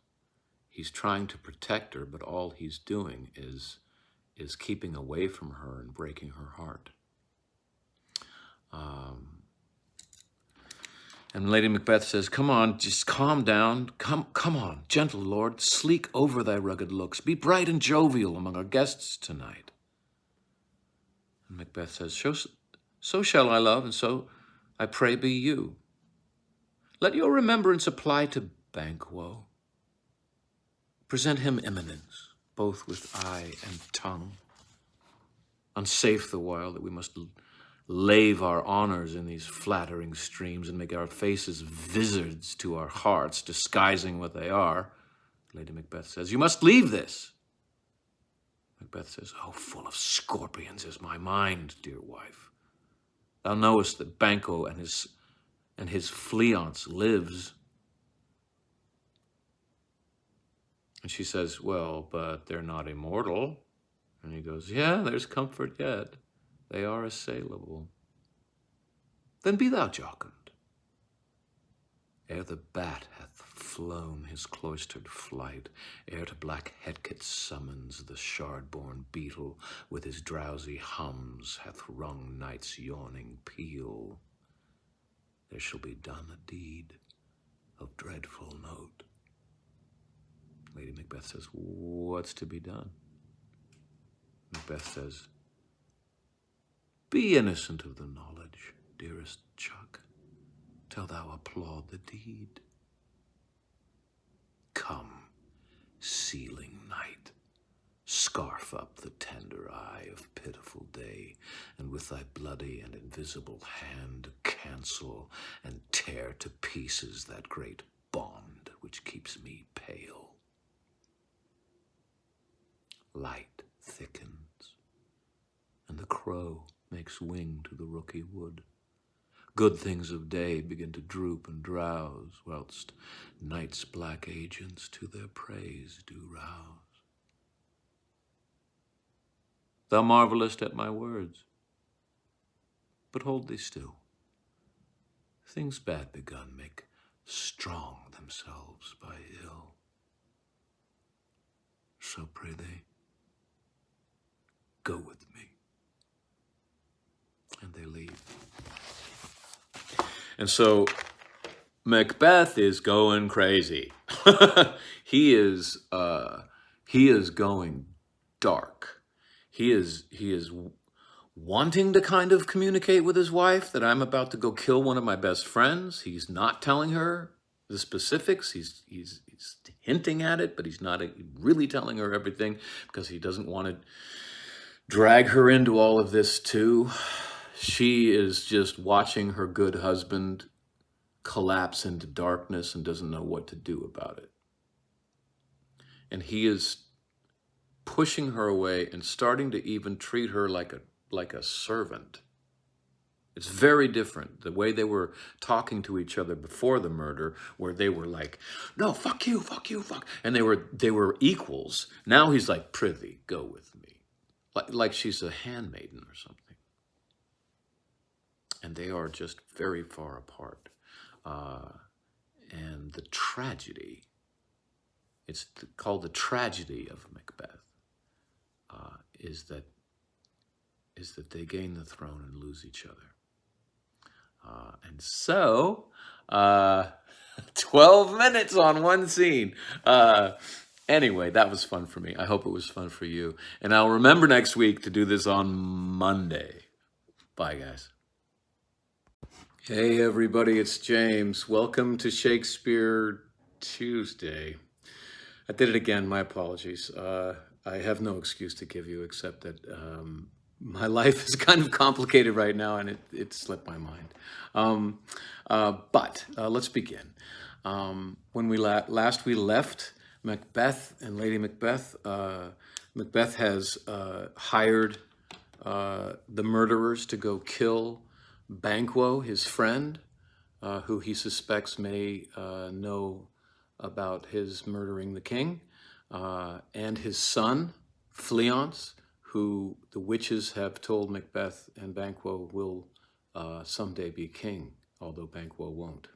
And then we had a scene where it becomes apparent that the two Macbeths are losing each other. Lady Macbeth and Macbeth are losing each other because Macbeth is not sleeping in her bed, in their bed, because he's having trouble sleeping and is having horrible nightmares, and he does not want to tell her about his plans to kill Banquo. He doesn't want to burden her with that, and so they are growing apart, and Lady Macbeth's heart is breaking.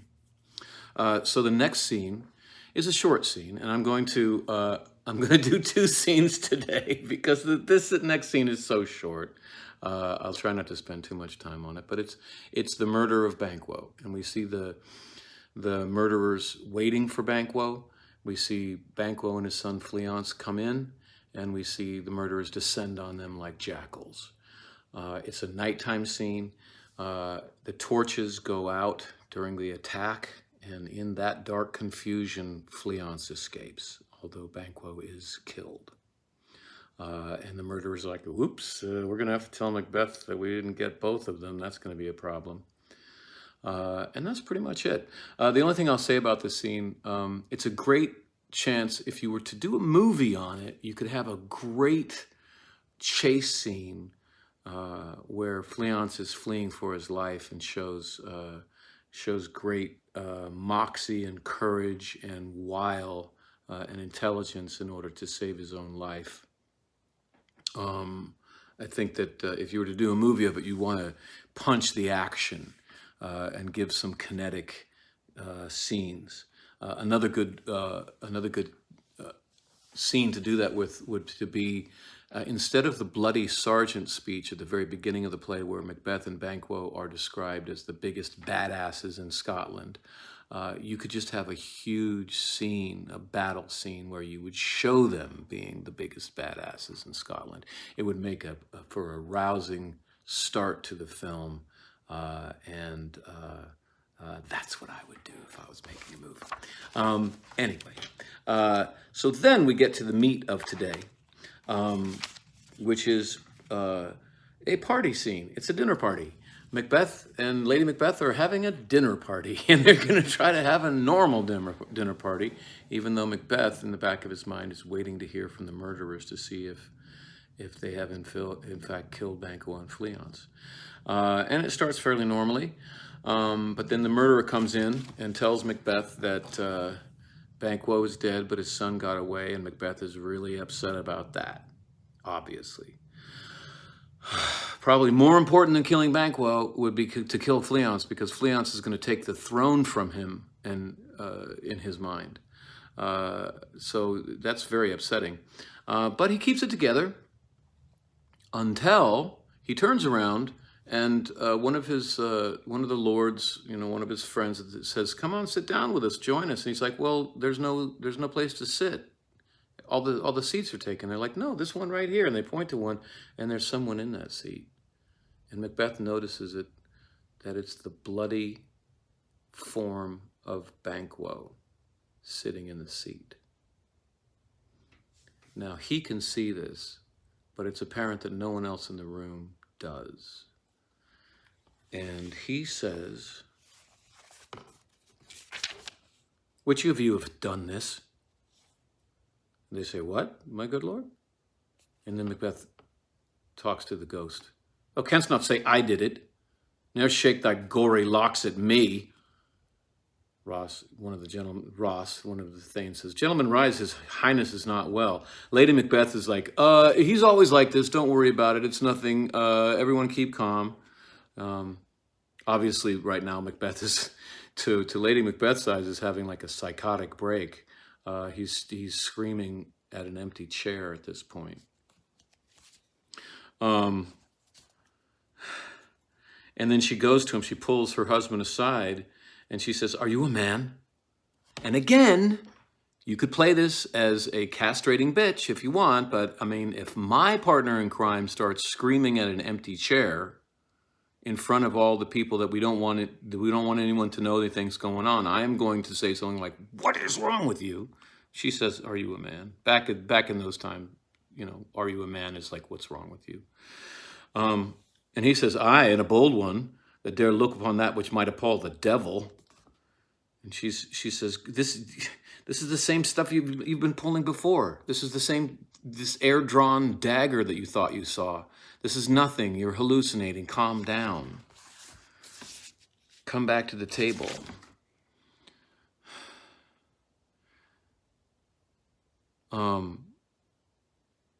But the ghost is still there. And Macbeth says to his wife, "Prithee, see there, behold, look, lo, how say you?" And then he just blasts past his wife and goes right to the ghost. "What care I? If thou canst nod, speak too." Then he starts muttering to himself, "If charnel houses and our graves must send those that we bury back, our monuments shall be the maws of kites," which is kind of a joke. Can I explain? Kites are birds. And so if people are going to get out of the graves, he's saying, why do we bother giving them headstones? Because they're just going to be eaten alive by birds anyway. It's a really dark joke, one which I love. And Lady Macbeth goes back to him. He's like, what? Quite unmanned in folly? Macbeth says, "If I stand here, I saw him." Lady Macbeth says, "Fie for shame." Macbeth is still ranting. "Blood hath been shed ere now. In the olden time, ere human statue purged the gentle wheel. Aye, and since too, murders have been performed too terrible for the ear. The time has been that when the brains were out, the man would die, and there an end. But now they rise again with 20 mortal murders on their crowns and push us from our stools. This is more strange than such a murder is." And Lady Macbeth says, "My worthy lord, your noble friends do lack you," meaning everyone's staring, honey. And now the ghost has vanished as Macbeth was ranting. And Macbeth says, "I do forget. Do not muse at me, my most worthy friends. I have a strange infirmity, which is nothing to those that know me. Come, love and health to all. Then I'll sit down. Give me some wine, fill full." Now, I've seen an actor say, "Fill full," and try to make a joke out of that line, and it's so important not to lean into any hint of comedy is very dangerous in this scene. You don't want any laughs in this scene. If you go for them, they'll laugh at Macbeth later on. It's very dangerous. Don't do that. And again, he says, "I drink," and he says, raises his glass, "I drink to the general joy of the whole table, and to our dear friend Banquo, whom we miss. Would he were here. To all in him we thirst, and all in all." And again, you don't want to try to get a laugh when he toasts Banquo. You can get a laugh there if you want it, but I gotta tell you, you don't want it. And they all raise their cups and give a toast, at which point the ghost is back. And Macbeth says, "Avaunt and quit my sight. Let the earth hide thee. Thy bones are marrowless, thy blood is cold. Thou hast no speculation in those eyes which thou dost glare with." So he's screaming again at the ghost. It's like he's basically saying, "You're dead. Shut the hell up. Don't talk to me." So Banquo is saying things to Macbeth that only Macbeth can hear, and the audience can't even hear. Stuff like, "You killed me, you bastard," I imagine. Lady Macbeth is still trying to keep the peace. She's saying to the lords, "Think of this, good peers, as a thing of custom. 'Tis no other, only it spoils the pleasure of the time." And Macbeth, at this point, this is the time when you can either get laughed at or you can do something better.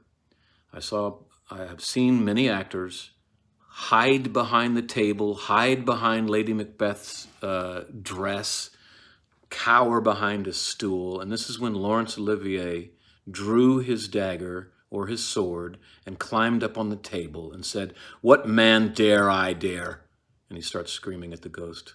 Approach thou like the rugged Russian bear, the armed rhinoceros, or the Hercyan tiger. Take any shape but that, and my firm nerves shall never tremble, or be alive again, and dare me to the desert with thy sword.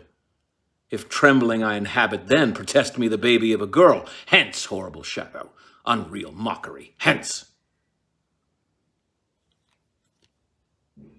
So, like, you can either take that as I'm trembling, oh, I'm so afraid, please come as a tiger, or you can just read the words. He's just basically saying, fight me. If you're going to come here, fight me. But the Banquo's ghost doesn't fight him. He vanishes.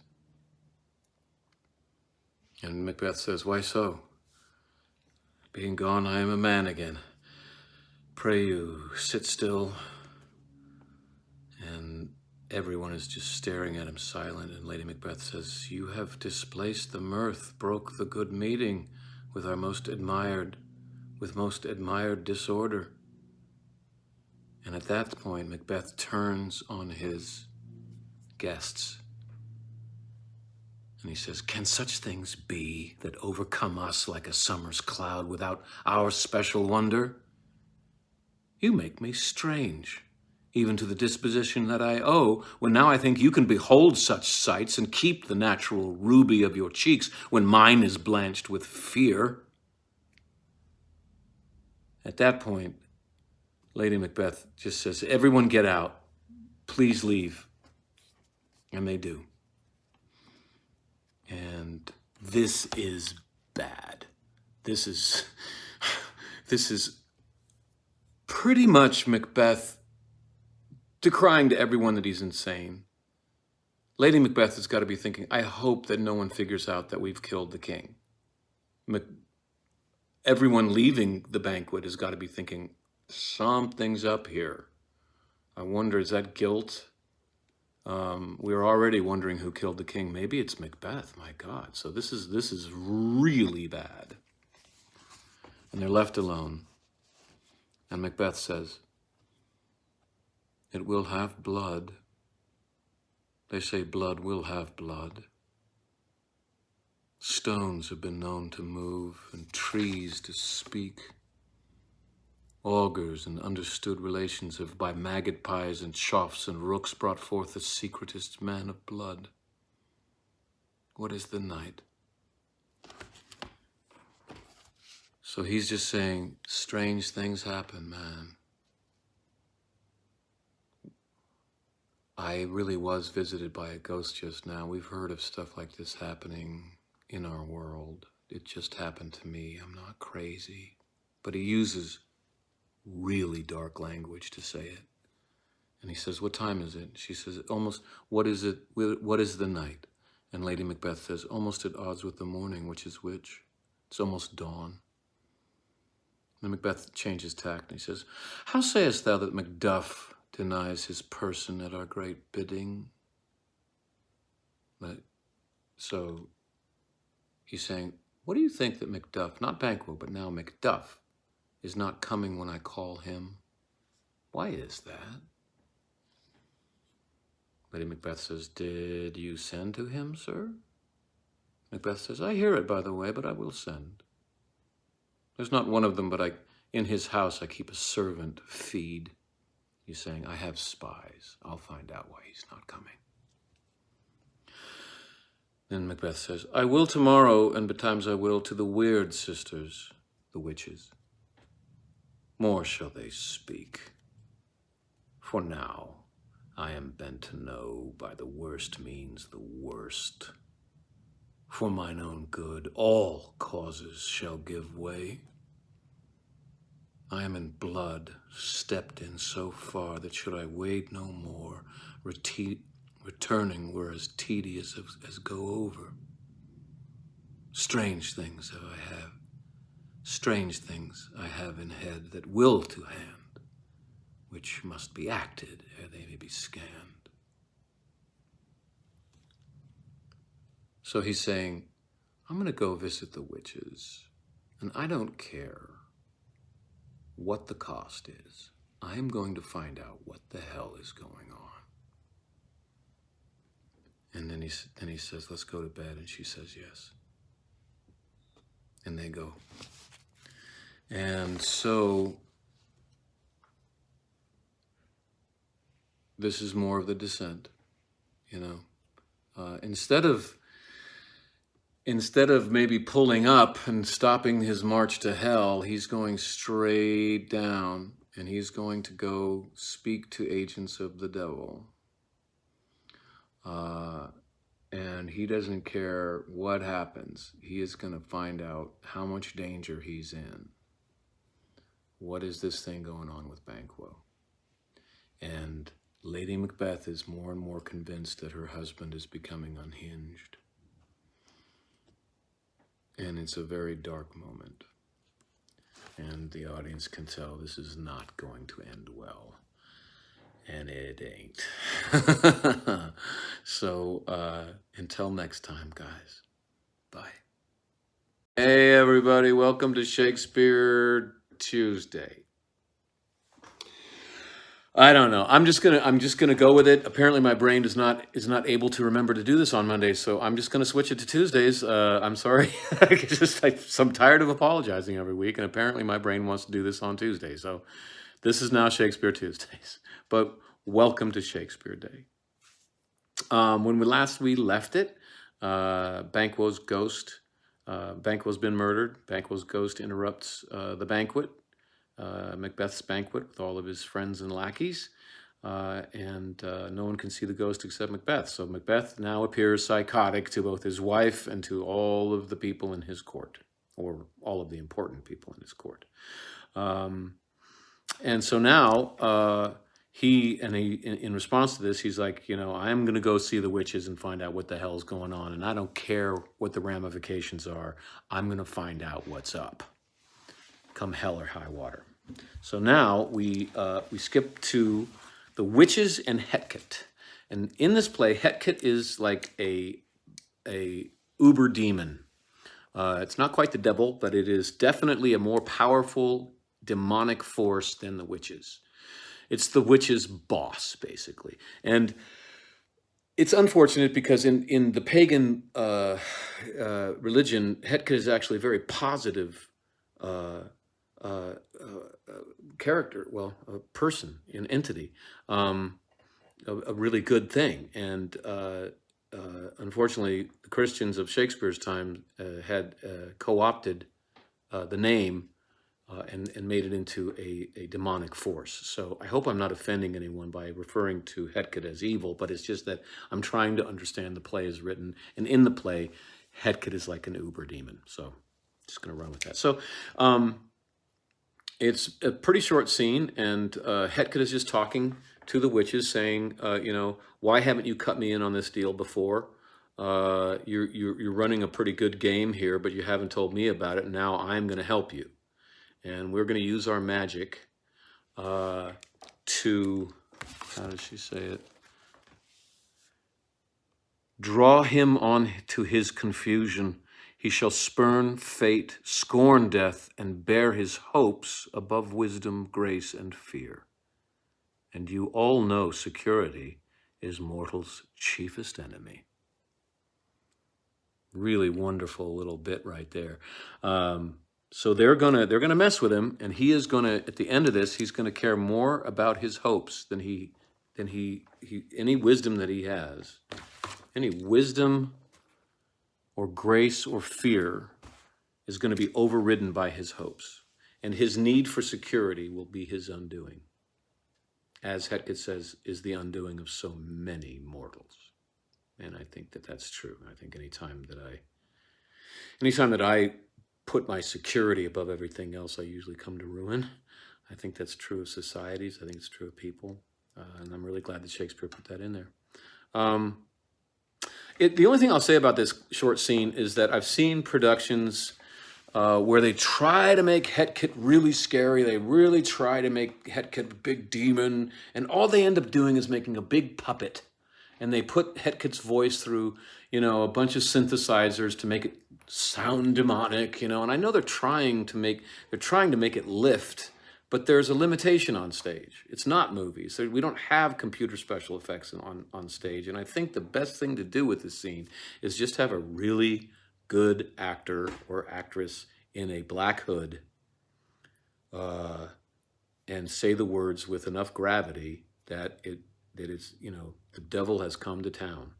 You know, things are getting serious.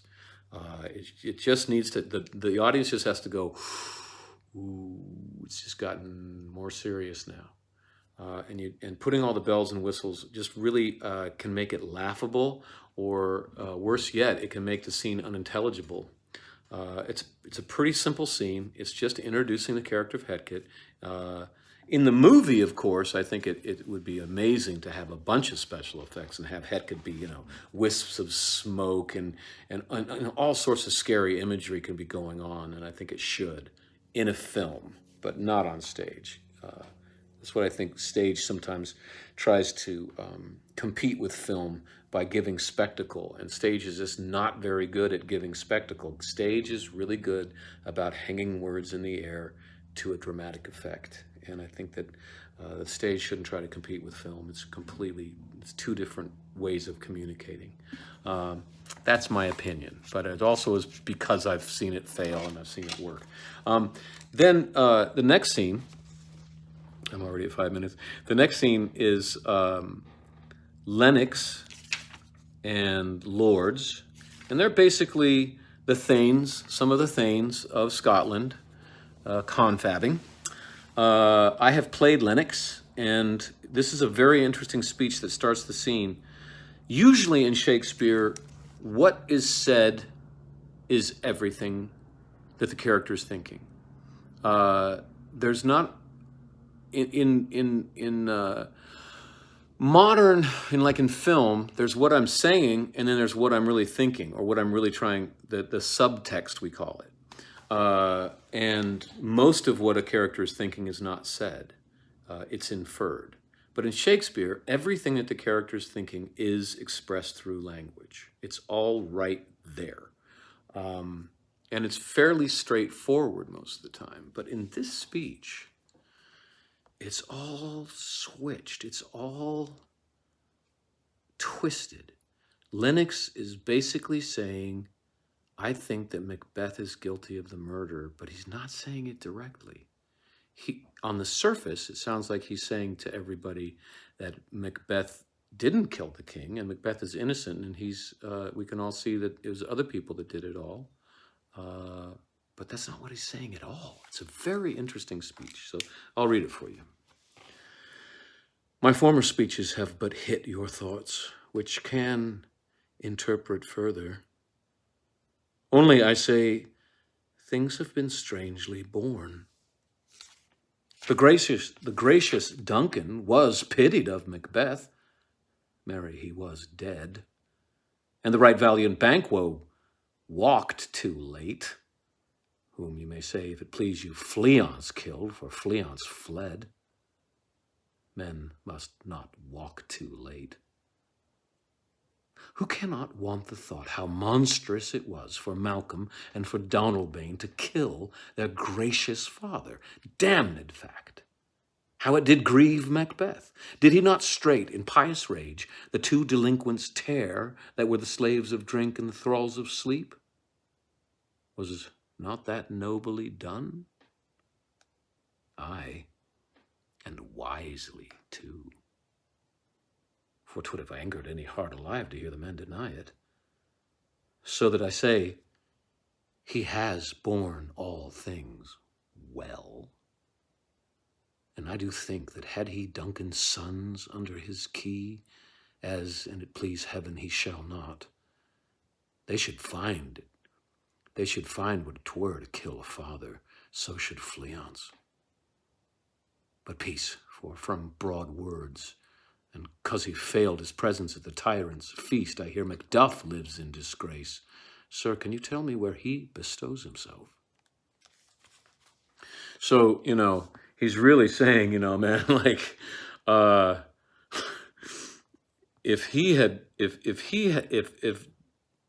if Duncan's sons, Donalbain and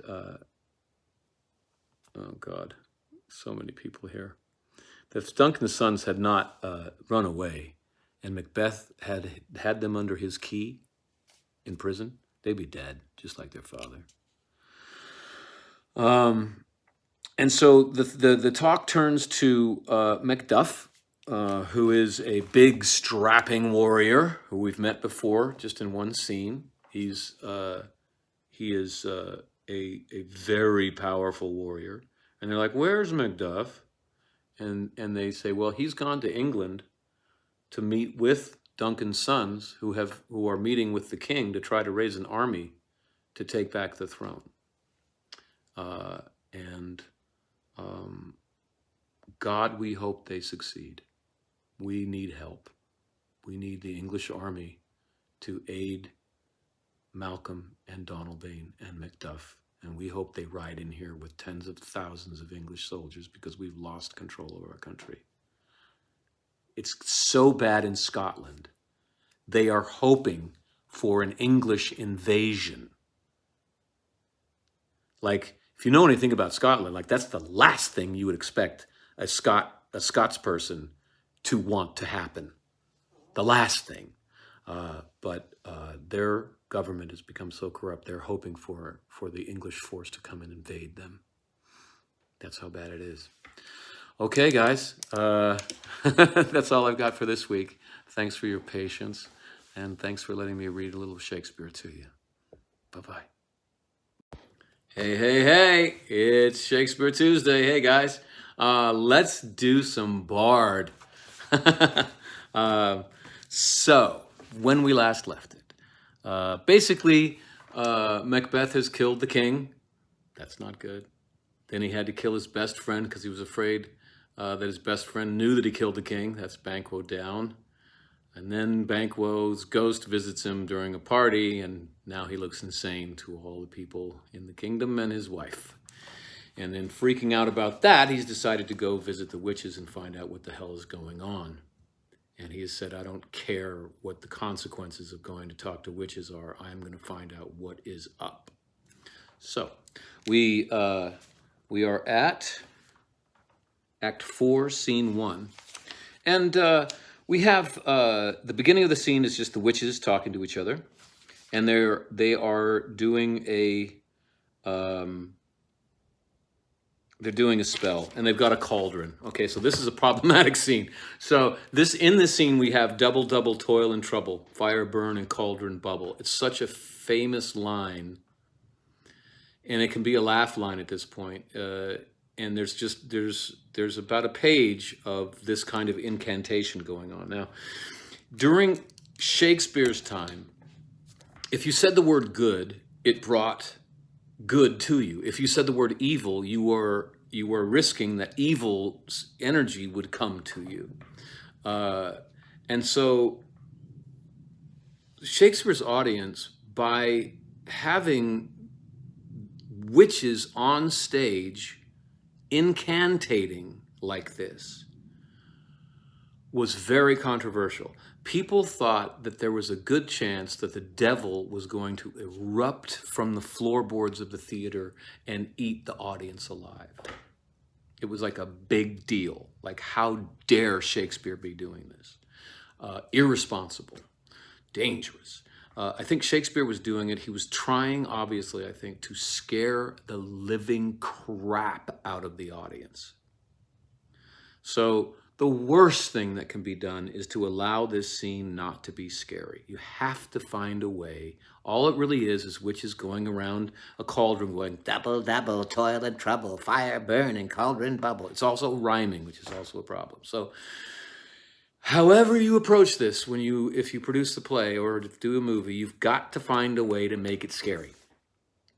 I hope I don't offend anybody, but if I was to direct the scene, I would strap a 13-year-old male kid to a chair.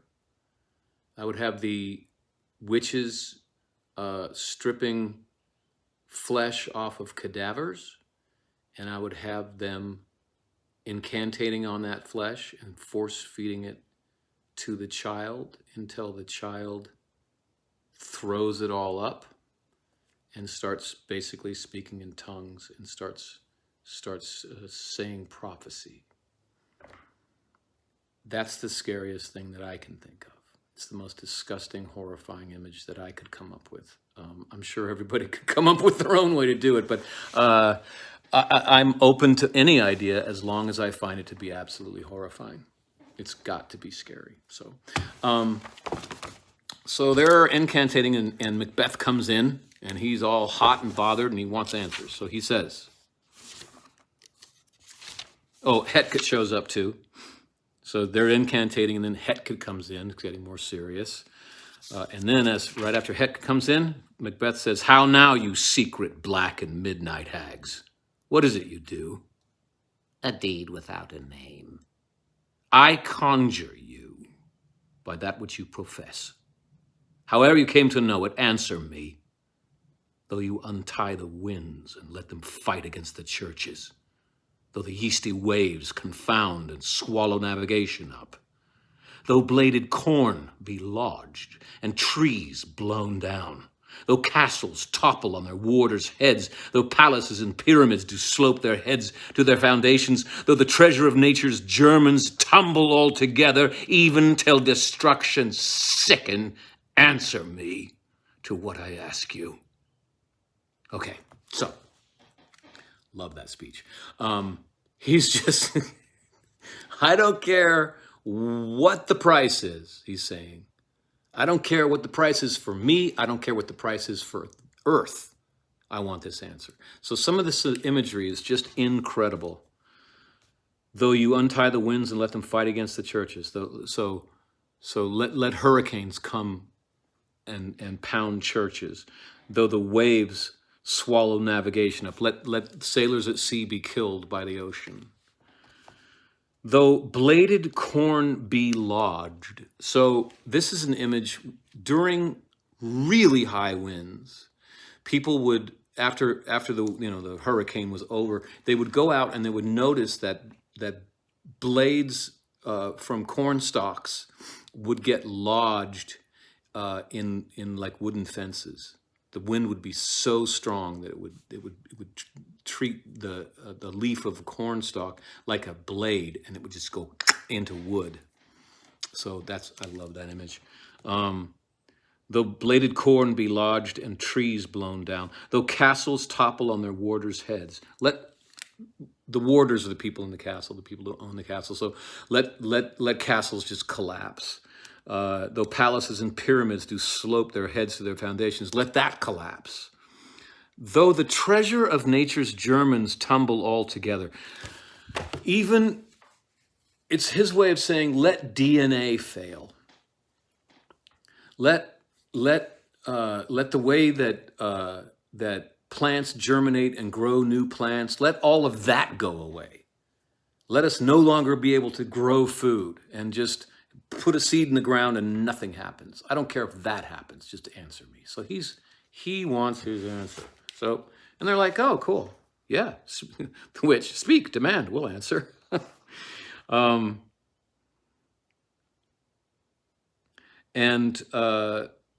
they do a little more magic. I would say shove another piece of that flesh into the young man's mouth, the boy's mouth.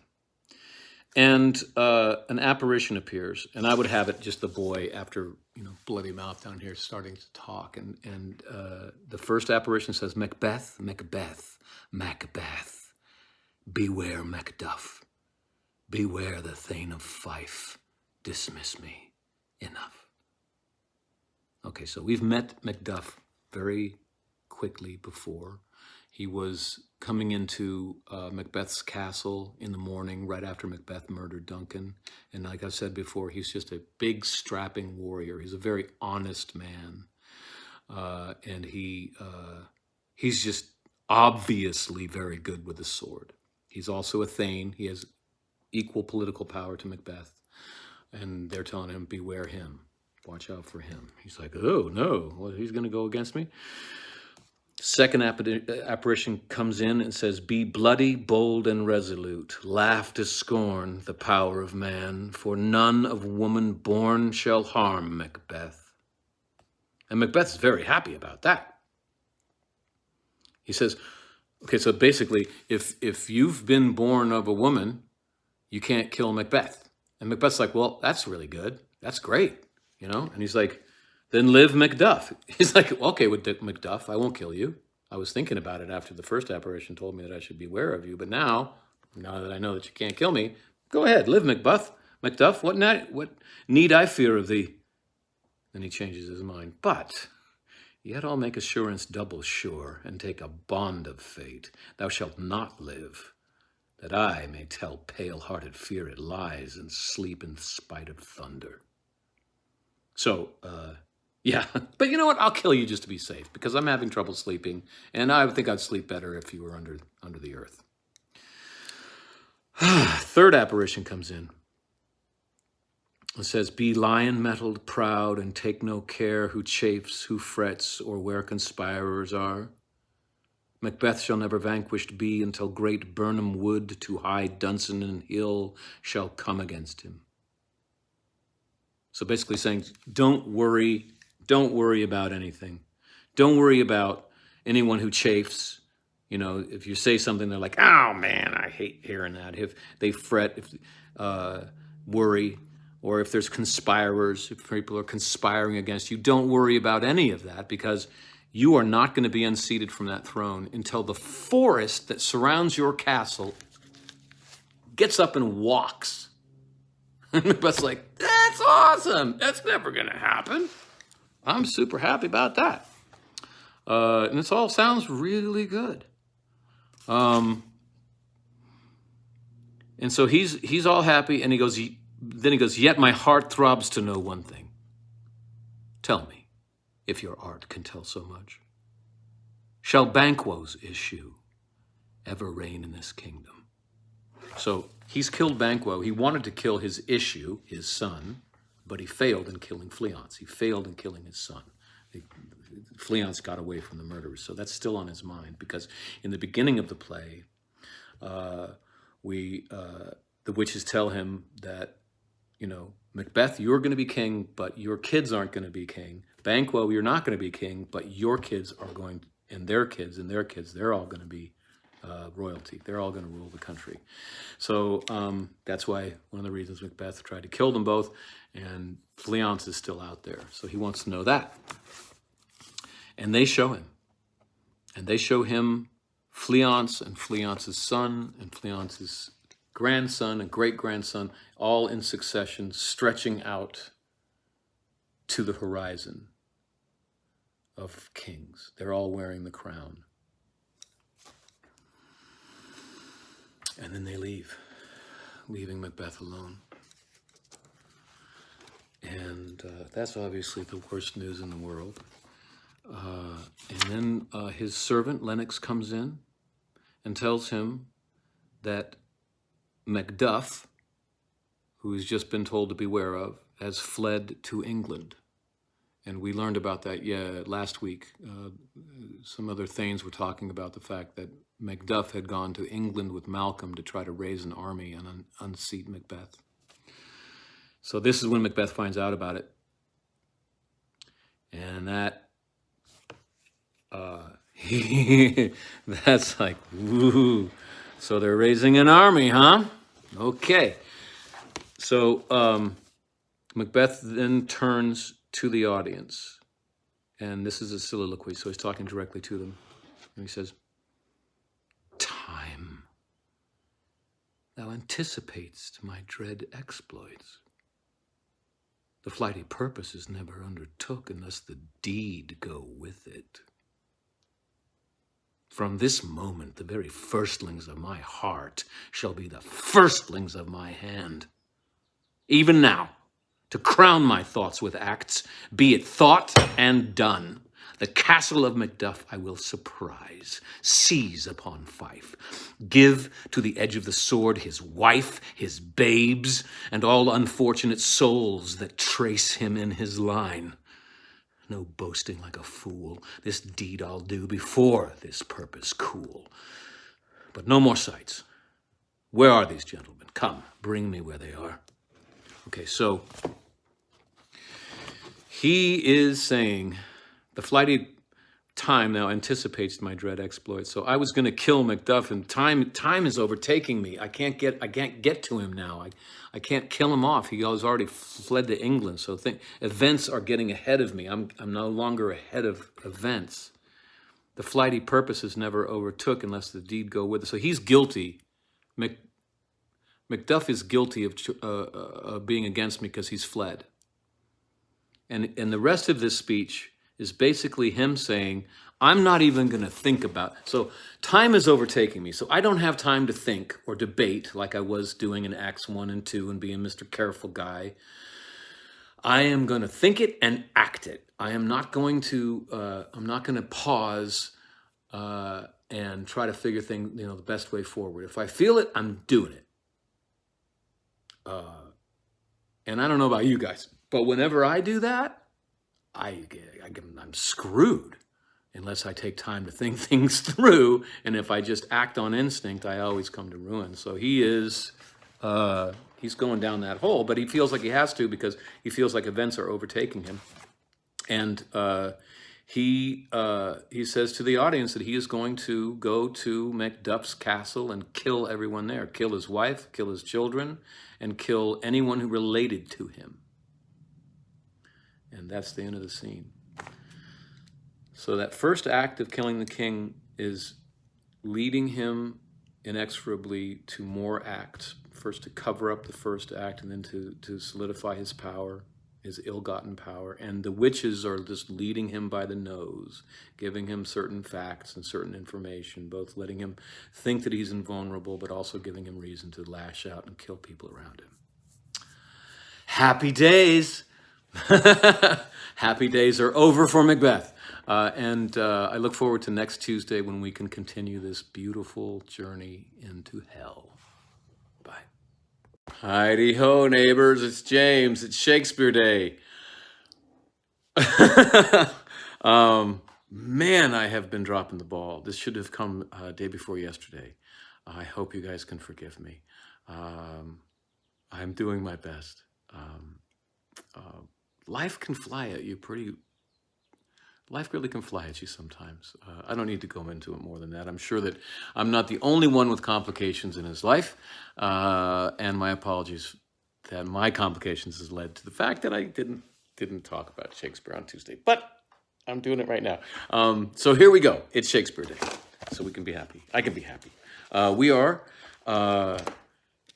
We're going to be talking about Act 4, Scene 2. So last time we left it, Macbeth, freaking out that his best friend's ghost ruined his party, has gone to the Weird Sisters and talked to the demon, and has been told that he doesn't have to worry about anything until the forest of Dunstan rises up against his castle, all the trees unroot, and he will never be killed by anyone that's born of a woman.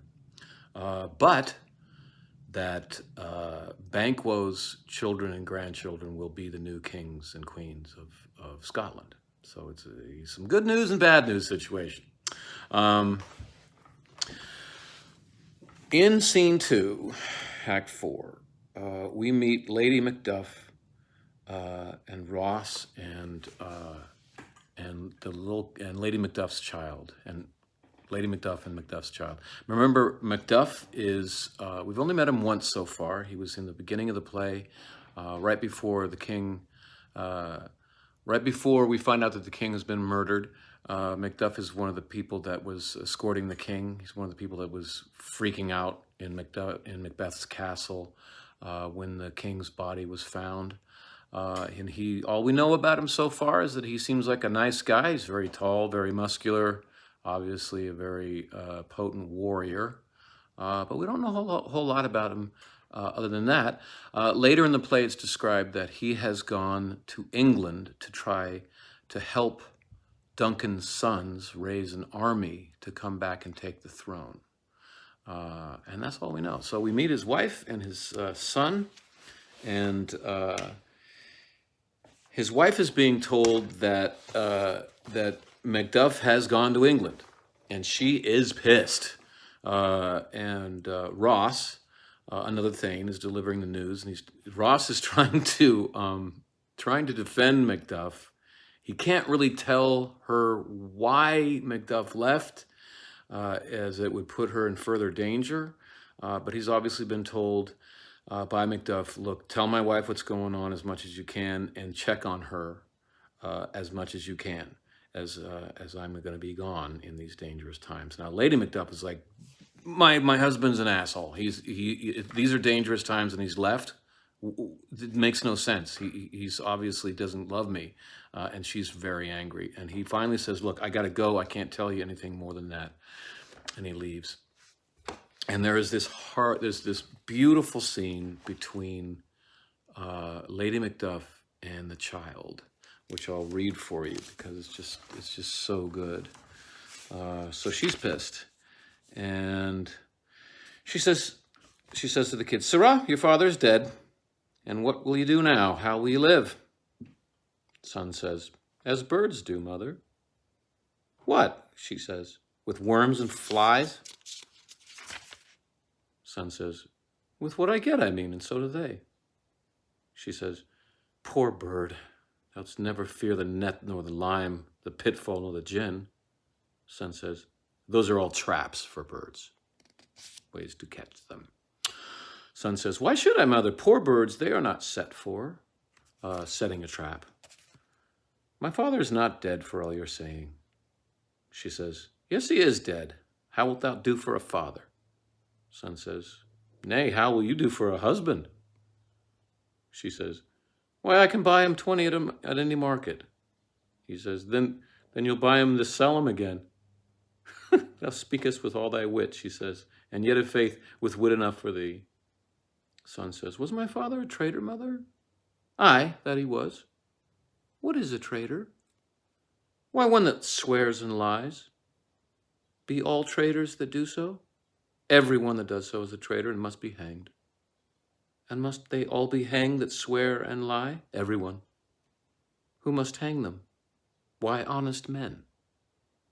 And the liars and swearers are fools, for there are liars and swearers enough to beat the honest men and hang them up. She laughs. Now God help thee, poor monkey. But how wilt thou do for a father? If he were dead, you'd weep for him. If you would not, it were a good sign I should quickly have a new father. She says, poor prattler, how thou talkst. So now in this quick scene, we've fallen in love with this family. Or at least I did when I first saw it, you know. She's mad. She knows the kid's smart. She knows, you know, she can kind of let off some steam and claim the father is dead. She knows that the kid's not going to believe her. And they basically spar. They do this wonderful fencing match with wits, which is usually when you see that in Shakespeare, it's when two people love each other very much and they match wits. And it's delightful. And after that, a messenger comes in and says, you've got to get out of here. There are people at the gate and they look dangerous. And she says, where am I going to go? It's more dangerous if I leave my house. And then the murderers, the same murderers who killed Banquo, come in and slaughter them right after we fell in love with them. And it's just heartbreaking. It's just amazing to me how Shakespeare can make you fall in love with people so quickly.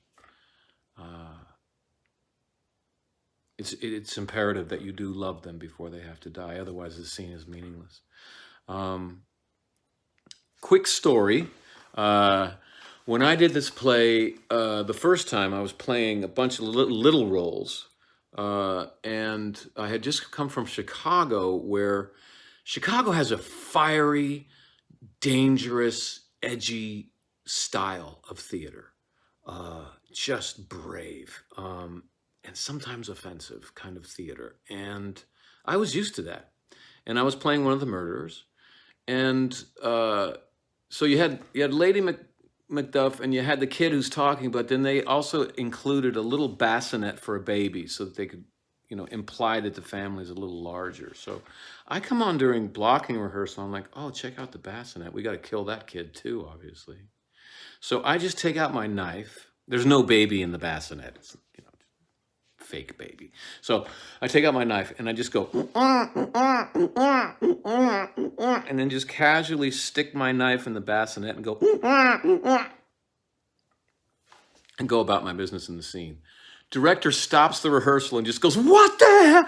That's horrifying. Oh my God." And I'm like, "Right? Great choice, right?" She's like, "No, you can't do that. People will freak out." I'm like, "Yes, they'll freak out. That's the point, right?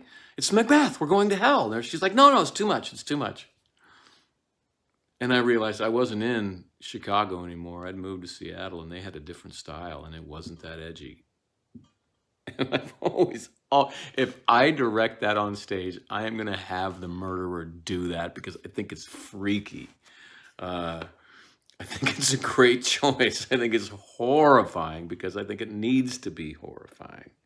I think that in this play, you got to let the horrifying parts be as horrific as you possibly can. Anyway, thanks for waiting for me this week, guys. I will get to this on Tuesday next week. Can't wait. Bye. Good morrow, gentle souls. It's Shakespeare Day. We have quite a scene to talk about today. This is Act 4, Scene 3. When we left it, Macbeth had sent his jackals to kill the family of Macduff, who we barely know, but are about to get to know. The scene swiftly flies to England, where we find our two new heroes, Malcolm and Macduff, talking to each other. Malcolm, the son of Duncan, has gone to England to raise an army, to ask the King of England for help. And Macduff has gone to help in that regard too. And in the beginning of the scene, Malcolm is saying, "I don't know if I trust you. There's lots of stuff going on in Scotland. People are backstabbing each other, and how do I know that you are truthful to me?" Now, Malcolm is going to prove himself to be the quintessential perfect king in the eyes of Elizabethan England, in Shakespeare's audience's eyes. A king doesn't have to be good with a sword. The king's sword is his mind. He keeps his country safe by being intelligent, creative, and ruthless. So, yeah, he's kind of saying, "I don't know if I can trust you, Malcolm. You know, you're coming here. By the way, why did you leave your wife and children alone in Scotland?" And at that point, Macduff, who's kind of a very good man, but not quite as sharp as Malcolm, just goes, "You know what? F you. I'm not going to take this. I'm out. I'm going back to Scotland." And Malcolm says, No, wait a minute. I have to be careful. There are too many people who are lying and who will tell me that they're a trustable person and they're not. So I have to make sure here. And by the way, I am afraid that if we are successful and get Macbeth off this throne and put me on it, that Scotland will be worse off than under Macbeth. And Macduff is like, "Why is that? Macbeth is the devil himself." And Malcolm says, "I grant him bloody, luxurious, avarice, false, deceitful, sullen, malicious, smacking of every sin that has a name, but there's no bottom, none, to my voluptuousness.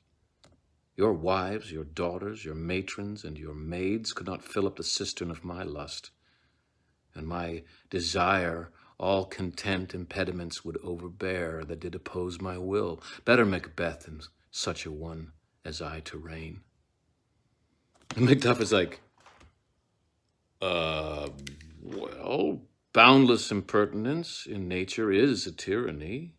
It hath been the untimely emptying of the happy throne and fall of many kings. But fear not, yet to take upon you what is yours.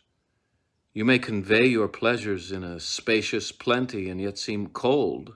The time you may so hoodwink.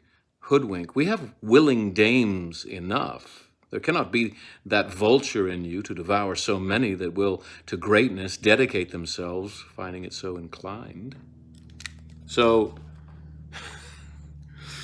this is, written in its time, but he's basically saying, Malcolm is just saying, look, I'm very lustful. I go through women like crazy, and that's not good. And Macduff says, well, there's actually a lot of women who would love to sleep with the king, actually. So I don't think it's not great, seriously, but it's, we can deal with that. And then Malcolm goes, well, with this, there grows in my most ill-composed affection such a staunchless avarice that were I king, I would cut off the nobles for their lands, desire his jewels in the other's house, and my more having would be as more sauce to make me hunger more, that I should forge quarrels unjust against the good and loyal, destroying them for wealth. And Macduff is like, okay, that's really bad. You would set the thanes against each other so you could get all their shit? Okay, we can still, okay, look, that's horrible, but we can work with it. As I'm sure you have a lot of good things about you that will balance these bad things that you're being so honest with me about. And Malcolm says, no, actually, I have none. I have none the king becoming graces as justice, verity, temperance, stableness, bounty, perseverance, mercy, lowliness, devotion, patience, courage, fortitude. I have no relish of them, but abound in each division of each several crime, acting in many ways. Nay, had I the power, I should pour the sweet milk of concord into hell, uproar the universal peace, confound all unity on earth. And Macduff breaks. And he says, oh, Scotland, Scotland. Malcolm says, if such a one be fit to govern, speak, for I am as I have spoken. Malcolm says, fit to govern? No, not to live. Oh, nation miserable, with an untitled tyrant, bloody sceptered, when shalt thou see thy wholesome days again? Since that truest issue of thy throne by his own interdiction stands accursed and does blaspheme his breed? Thy royal father was a most sainted king. Thy queen, the queen that bore thee, oftener upon her knees than her feet, died every day she lived. Fare thee well. These evils thou repeatest upon thyself hath banished me from Scotland. O my breast, my hope ends here. At which point, Malcolm turns on a dime and says, okay, I'm satisfied. Now I trust you. The truth is I've been lying to you, but that's the first lie I've ever told. I'm actually a virgin. I don't know what lust is. I don't covet other people's stuff. I barely covet my own stuff. But I had to be sure. And now that I'm sure, I'm yours to command. Because I'm not a warrior and you are, and we're about to go to war, and I need your help. And we fall in love with Malcolm. And we're Elizabethans. We're in the audience of Elizabethan England, and every audience member is like, that's my king. That's how you do it. And then kind of an interesting little scenelet in here. Doctor comes in and describes the King of England as having holy powers of healing. That the king is ministering to the sick, and miracles are happening.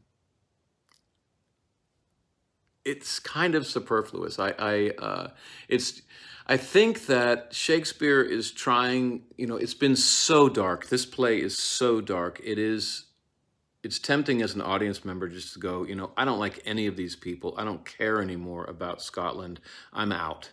It's just a bunch of jerks hurting each other. So it's important to have heroes now that we can believe in.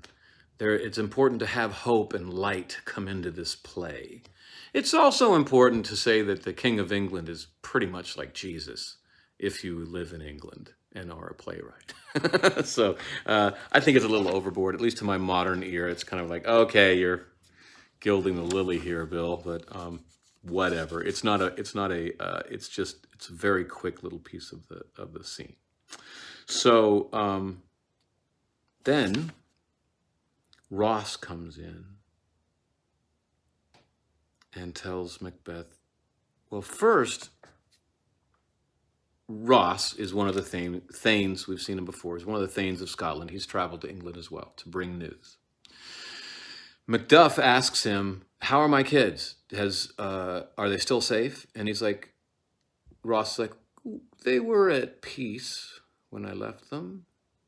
And he's equivocating. He doesn't want to tell him the truth yet. Being at peace could mean that there's no problem. It also could mean that they're dead. And Ross tells him, look, we need you back in Scotland. If you come back to Scotland, you could raise a Scottish army. You will create soldiers with your face. Everybody will follow you into battle. So you need to come back and make a Scottish army.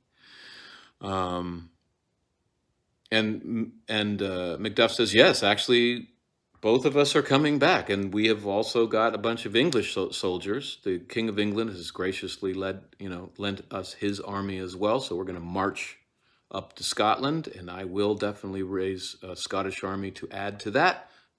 Good. And Ross is like, okay, that's good news. Now I can tell you the truth, because this is going to destroy you. And he tells him that his family has been killed. And it's just heartbreaking. Let me find it.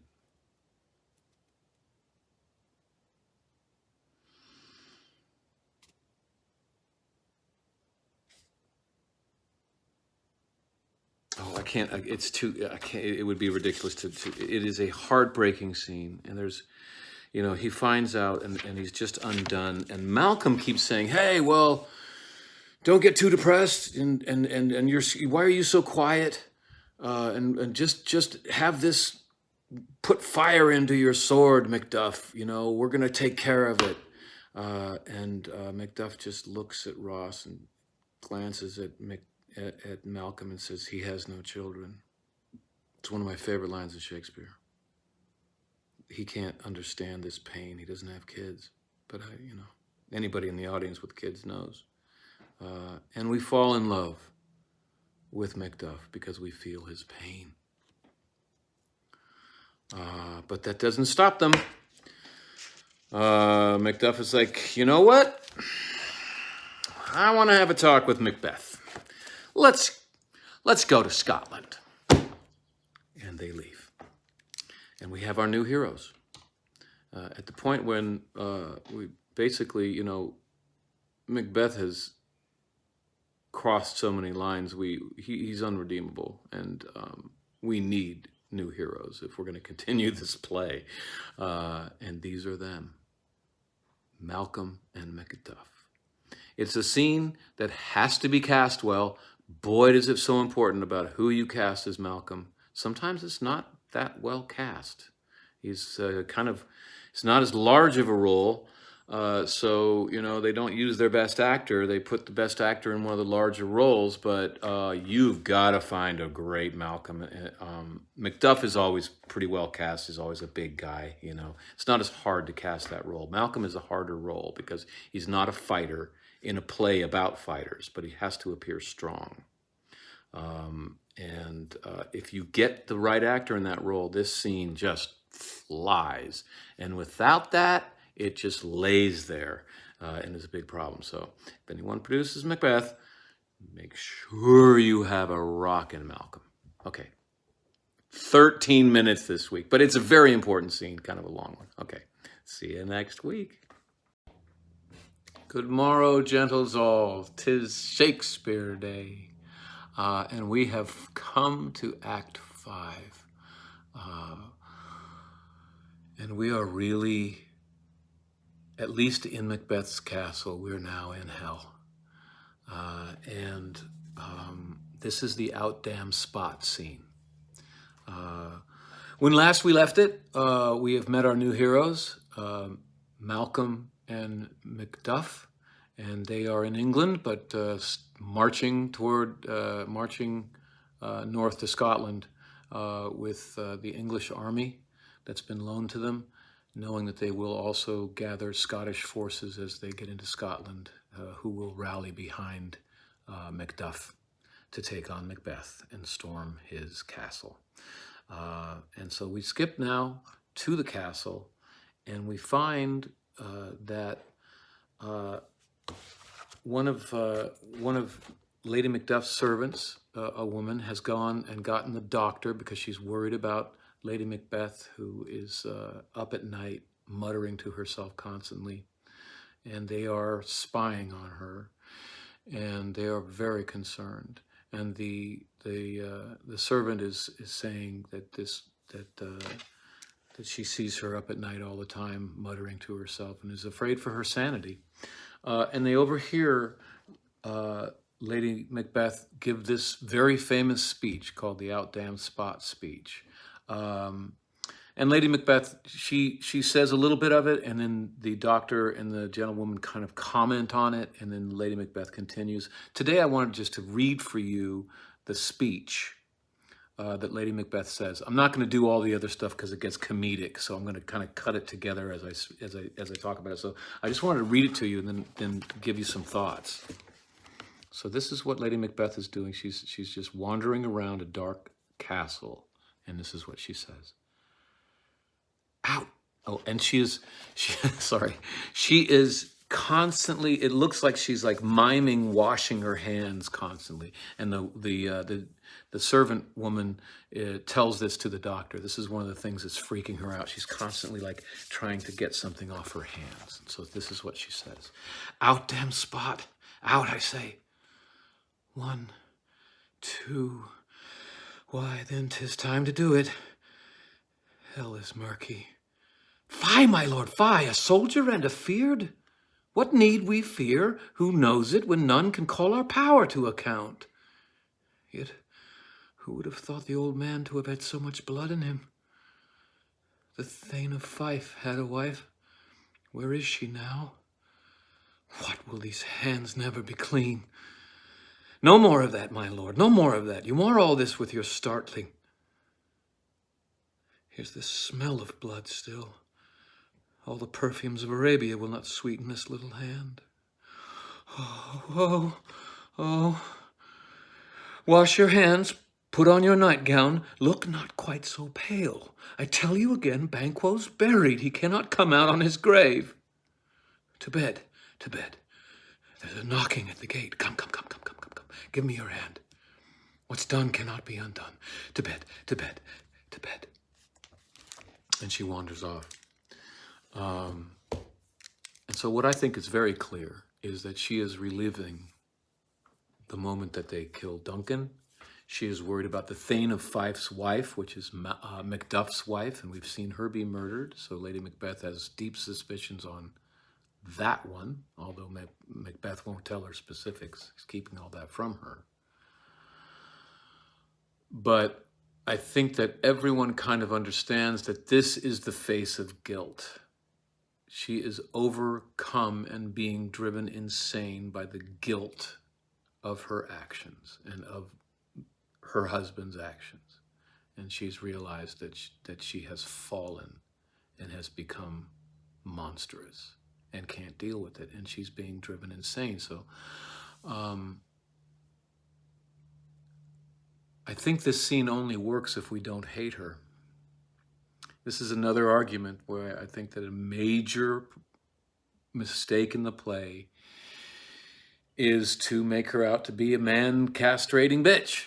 So you've got to be very careful with those earlier scenes we've already talked about, that she takes after Macbeth early in the play, but does not get the audience to hate her.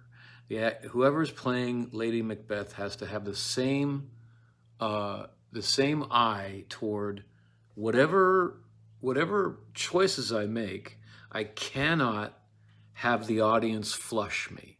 I've got to keep them in my corner, even as I'm doing all of these difficult, horrible things. It's the challenge of both roles, of Lady Macbeth and Macbeth, to do that. And we have to be able to feel for her.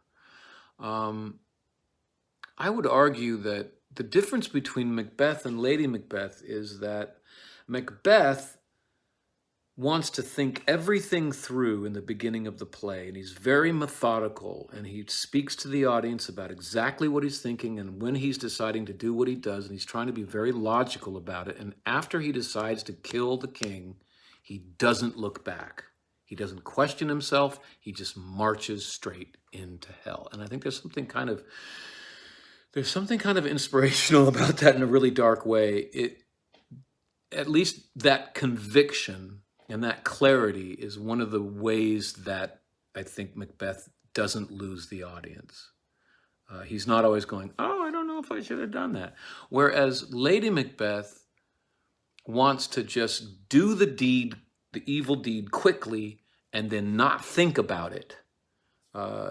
We saw in an earlier scene how she's counseling Macbeth to stop, just listen, what's done is done. We did that, and we're just going to move forward now. We're not going to think about that anymore. But it doesn't work for her psychologically. And when she tries to sleep, she ends up, I don't know, sleepwalking or just wandering around the castle. It's the actress's choice whether she's sleepwalking or not. But obviously just doing something horrible and then just compartmentalizing it and shutting it off and not thinking about it, that doesn't work. We all know that. And it's eating her alive. So if anything, Lady Macbeth's kind of weakness is a certain naivete about the cost of doing something horrific. I think Macbeth, because he's a soldier, has had experiences where he has learned how to do something horrific, which is, kill people on the battlefield. I'm sure after he killed his first person on the battlefield, he had a lot to deal with when he came home, and he kept doing it. So he the way he deals with it is make sure that he thinks he's right and has thought it through, that I'm going to do this thing that's going to be very difficult and it's going to give me nightmares, but I'm going to make sure that I've thought it through first, and then I'm not going to question myself. And I think Lady Macbeth is finding out that her way of dealing with it, which is just to do the thing and then stop thinking about it, doesn't work as well.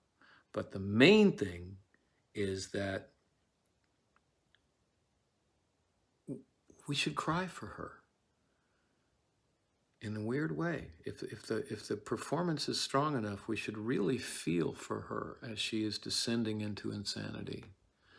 We should see ourselves in her and be warned about doing things that we know are wrong and the cost to the perpetrator of doing things that we know are wrong. Because that's what the whole play is about the cost to the villain. And so that's it. A little bit shorter, 9 minutes, but I guess it's not that short, really. It's a short scene, but I babbled a lot. Anyway, thanks for listening. We'll meet again next week. Hey, everybody. It's a day for the bard. It's a day for verse. It's a day for William. It's a day for Shakespeare. I'm very happy to do it. This might be a bit of a shorter video this week. It's a short scene. It has one of my favorite quotes in it. Next week, we're going to be delving into a big culmination, and I want to be able to give that scene its due. So I don't want to just combine it with a shorter scene. So, but this is a really good scene. This scene, we see Menteith, Caithness, Angus, Lennox, and soldiers. And we have seen Lennox before. He's one of the Thanes that were serving Duncan. He has talked with Macbeth before. So these are all people that were in Macbeth's camp. And they are all joining Macduff and Malcolm, as the army of England has marched up to Scotland with Macduff at the helm and Malcolm by his side. And as they thought, Macduff is gaining followers in Scotland as well, and the army is swelling in order to depose the tyrant Macbeth. And we meet some of these Scottish thanes and soldiers who are switching sides and going over to the side of Macduff and to fight against Macbeth. And they're just basically, you know, it's a short scene, and they're like, where is the English army? Who's in the English army? Who's there? You know, Macduff is there. And then they switch over and they say, what does the tyrant? Asks Menteith. And Caithness says, great Dunsinane, that's the castle, great Dunsinane he strongly fortifies. Some say he's mad, others that lesser hate him do call it valiant fury, but for certain he cannot buckle his distempered cause within the belt of rule. So he's whack. How's Macbeth going? He's going crazy. He's not really rational right now. And then, this is my favorite. Angus says, now does he feel his secret murders sticking on his hands? Now minutely revolts upbraid his faith breach. Those he commands move only in command, nothing in love. Now does he feel his title hang loose about him like a giant's robe upon a dwarfish thief. I cannot tell you how many times I have thought of that little passage in these last 4 years. I guess that's about as much as I can say there. I'm just going to let that one lie. I wanted to put that quote up on social media so many times and stopped myself because I want to be all inclusive and everything. But it's just a perfect example, perfect language to describe his title, which is the title of king, is hanging upon him like loose robes, ill-fitting clothes that upon a dwarfish thief, like this huge robe upon this little shriveled soul of Macbeth. And so this is a short scene that is just telling you that Scotland is turning against Macbeth. And this little piece of language saved a huge fight. When I was playing Macbeth, we were doing costume fittings, and I was fine with the costumes that I had in the beginning of the play when Macbeth is a warrior, but as soon as it became king, they put me in essentially a white wedding dress. I mean, it was like a dress, you know? They had a certain design style, but what it meant was that as soon as I got in the castle as king, I was in this white kind of robe. It would have a sash on it, but it was essentially a big dress. And it was white. And I remember telling the director, like, dude, there are certain rules you have to follow. Like, Romeo and Juliet is a life force poking up through the death that's happening in the streets because of the all of the violence that's happening in the community, and then there's this young love. So you don't want to dress Romeo and Juliet in black. You want Tybalt to be black. You want the other characters to be dressed in darker colors. You want blues and pinks and greens for Romeo and Juliet, right?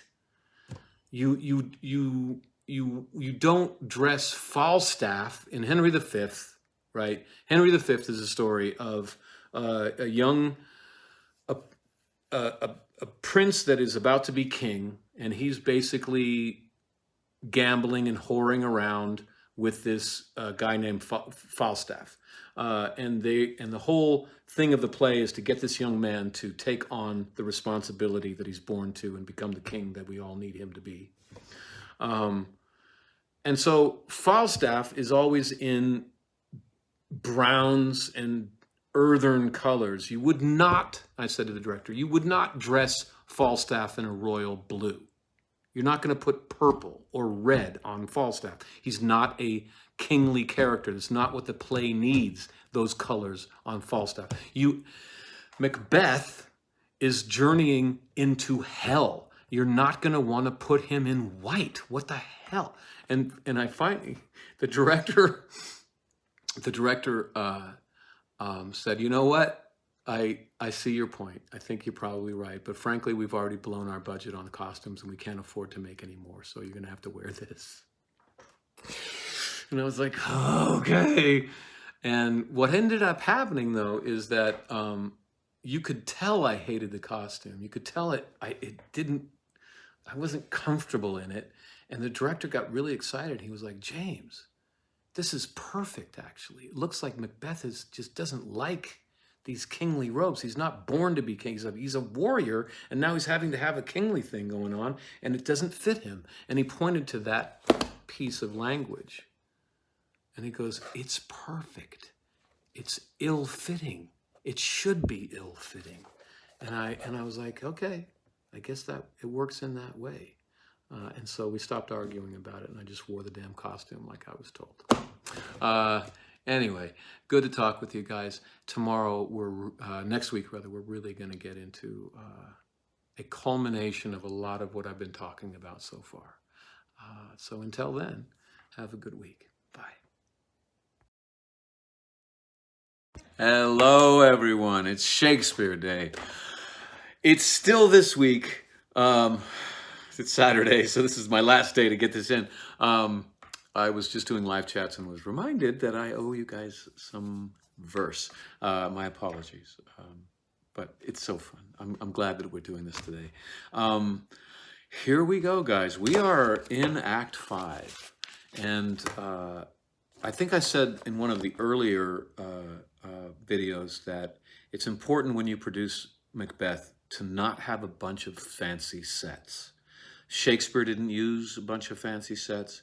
And when you have a bunch of fancy sets, Act 5 slows down to a crawl, because every scene in Act 5, there's just a bunch of short scenes, and they're jumping around from England to Macbeth's castle, then out to Scotland with the English forces massing, and it just jumps all over the place. And if you have to change the sets out, it slows down to a crawl. But if you don't have sets, Act 5 can do what it wants to do, which is basically be like a runaway freight train. You want to go quick between these scenes. And so, things are not looking good in the Macbeth household. In the scene that we did last time, Angus says this wonderful speech, one of my favorites. Now does he feel, talking about Macbeth, now does he feel his secret murders sticking on his hands. Now minutely revolts upbraid his faith breach. Those he commands move only in command, nothing in love. Now does he feel his title hang loose upon him like a giant's robe upon a dwarfish thief. I got to do that in my first production of Macbeth. That was my favorite moment. I played a bunch of little roles, but I got Angus, and I got what I think is just a great little speech about a tyrant's last days. And so, in this next scene, we actually get to see the tyrant, and we can see that Angus is absolutely right. And Macbeth is going mad in his own castle, and he is all of his friends, all of his supporters, all of the thanes are leaving him to join with Macduff's forces, and he's left with only a few servants left in his castle, and the soldiers who can't get out of the castle to get to the other side. And the only people who are with him are the ones who can't leave. and he is going crazy. And I think that I'll just read this scene. I'm going to do all the roles. There's not that many, and it's just basic. It's basically Macbeth and his servants, and one of that servant is a doctor, who I will do in kind of an English accent, just so that you can know that it's the doctor talking. And it's a pretty simple scene to understand. It's just basically seeing that Macbeth is going mad. And he's in a tight place. So here we go. And it starts with Macbeth. Bring me no more reports. Let them fly all. Till Burnham Wood remove to Dunsinane, I cannot taint with fear.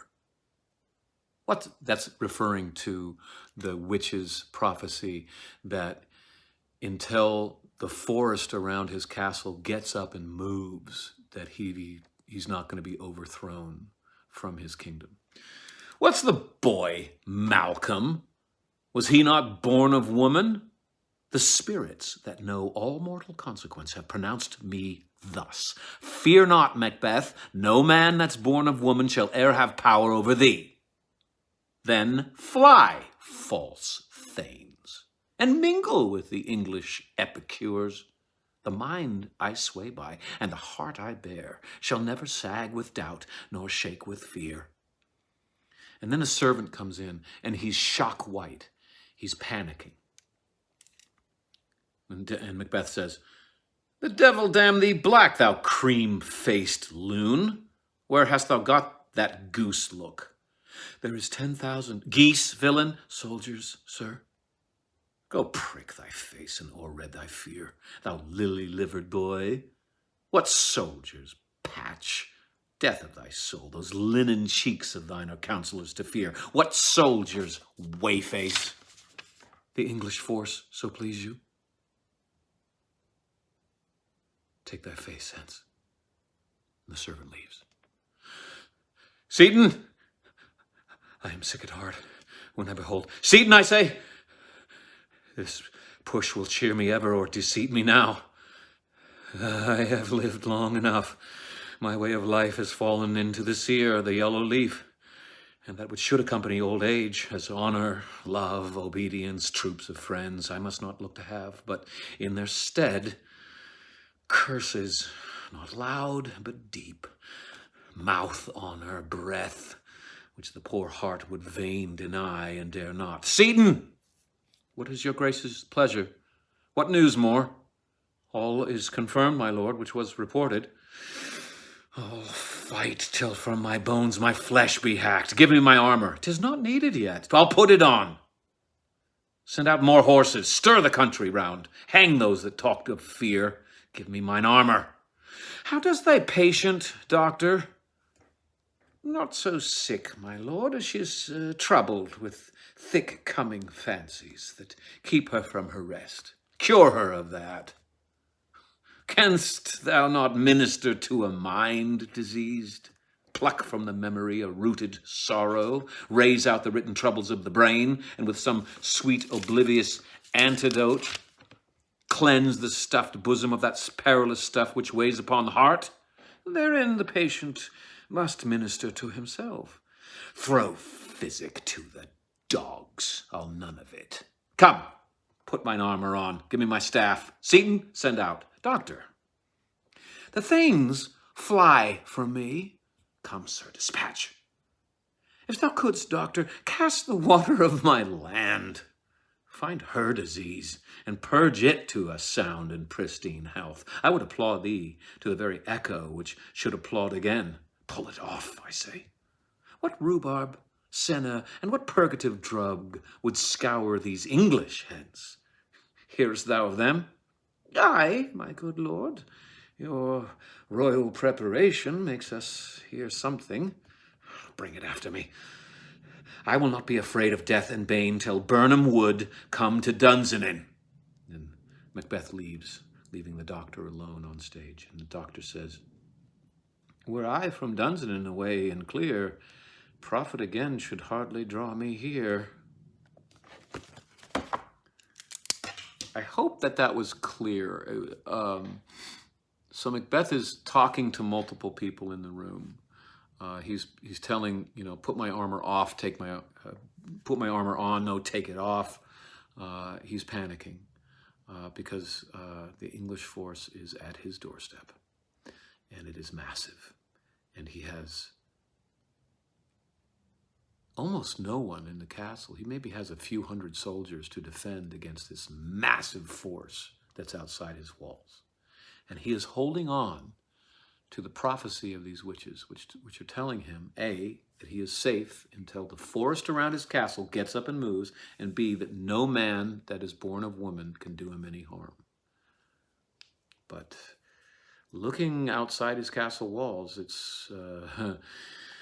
there's about 10,000 soldiers that want him dead. So he's freaking out. Okay, until next time, guys. Bye. Hello, good cousins. It's James. It's finally Shakespeare Day. Obviously, it's been a while. My personal life is getting complex, and I think that before we start another Shakespeare play, I think I'm going to resolve my personal life, which shouldn't be too much longer, so that we don't have these interruptions for the next play. But for now, we are hip deep in Macbeth.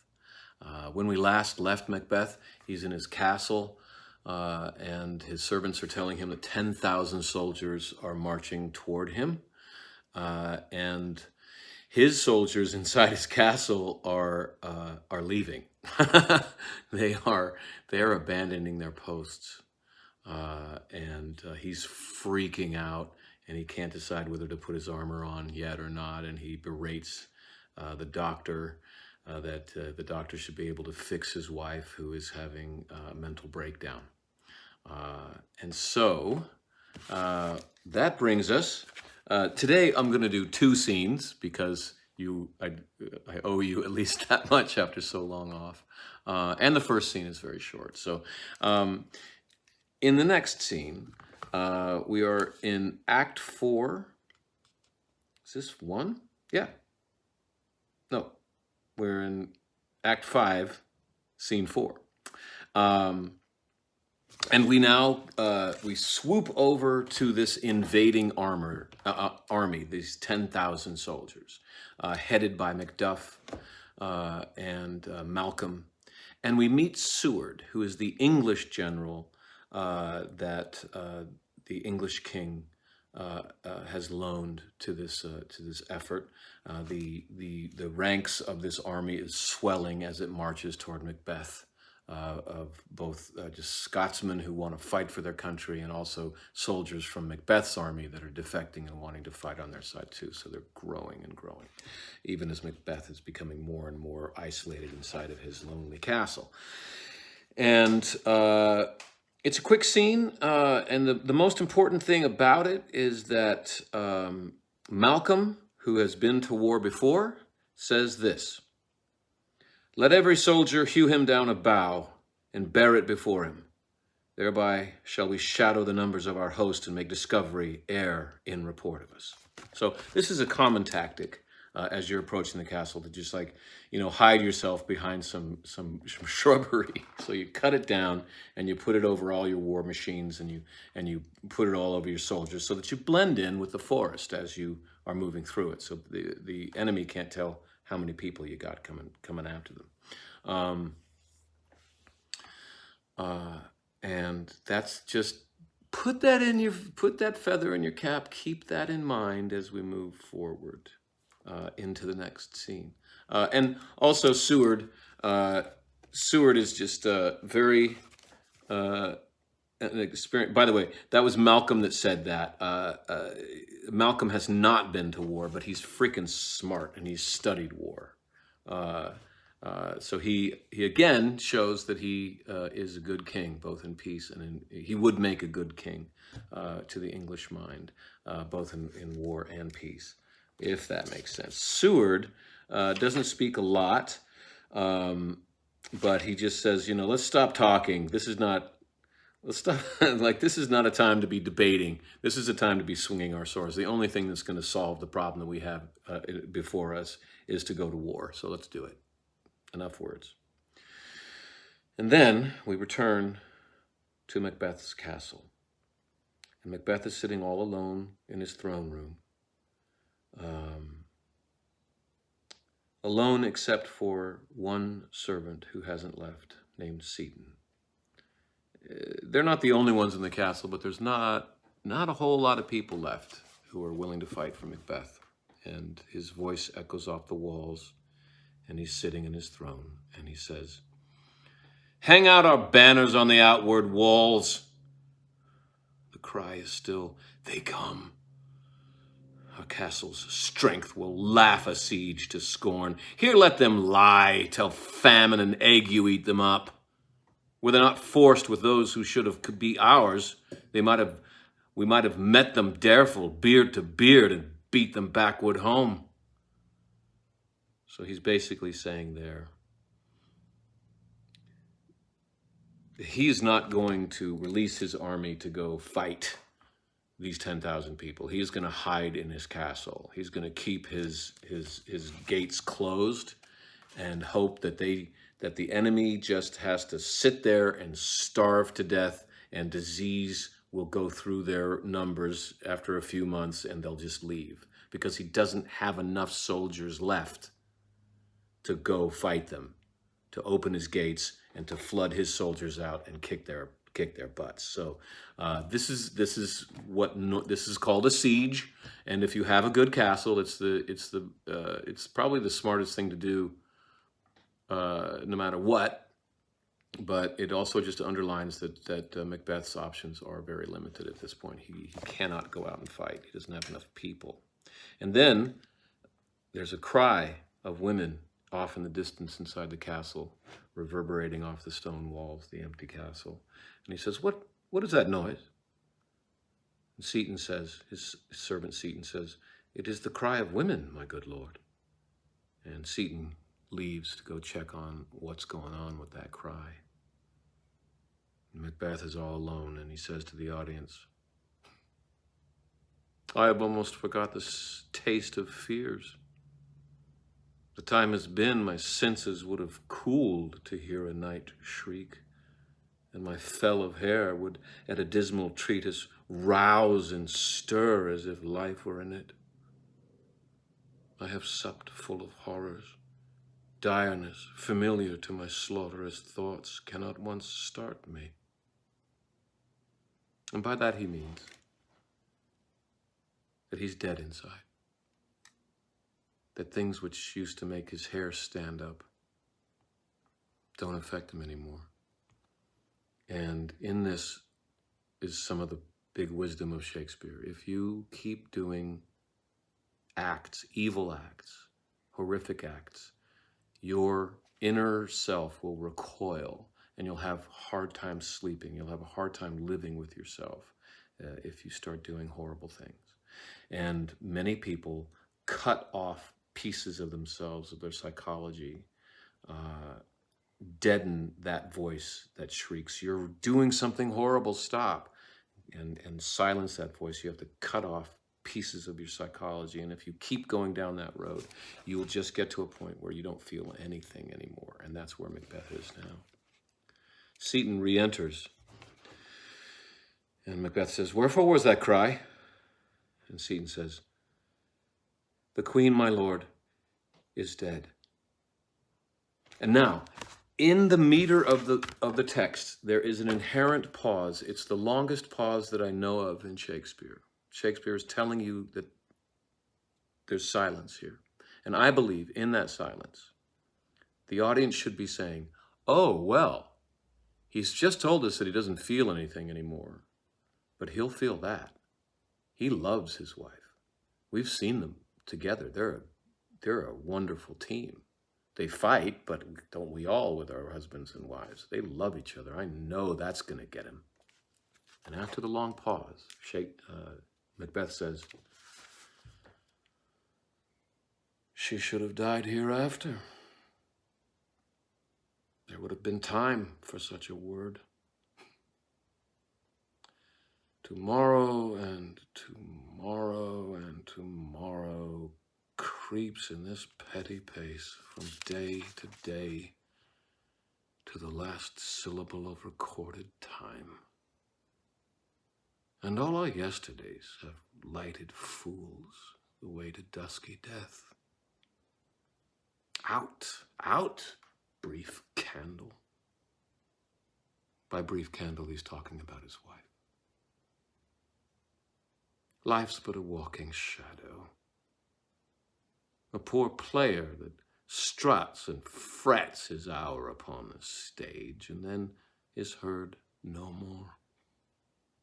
It is a tale told by an idiot, full of sound and fury, signifying nothing.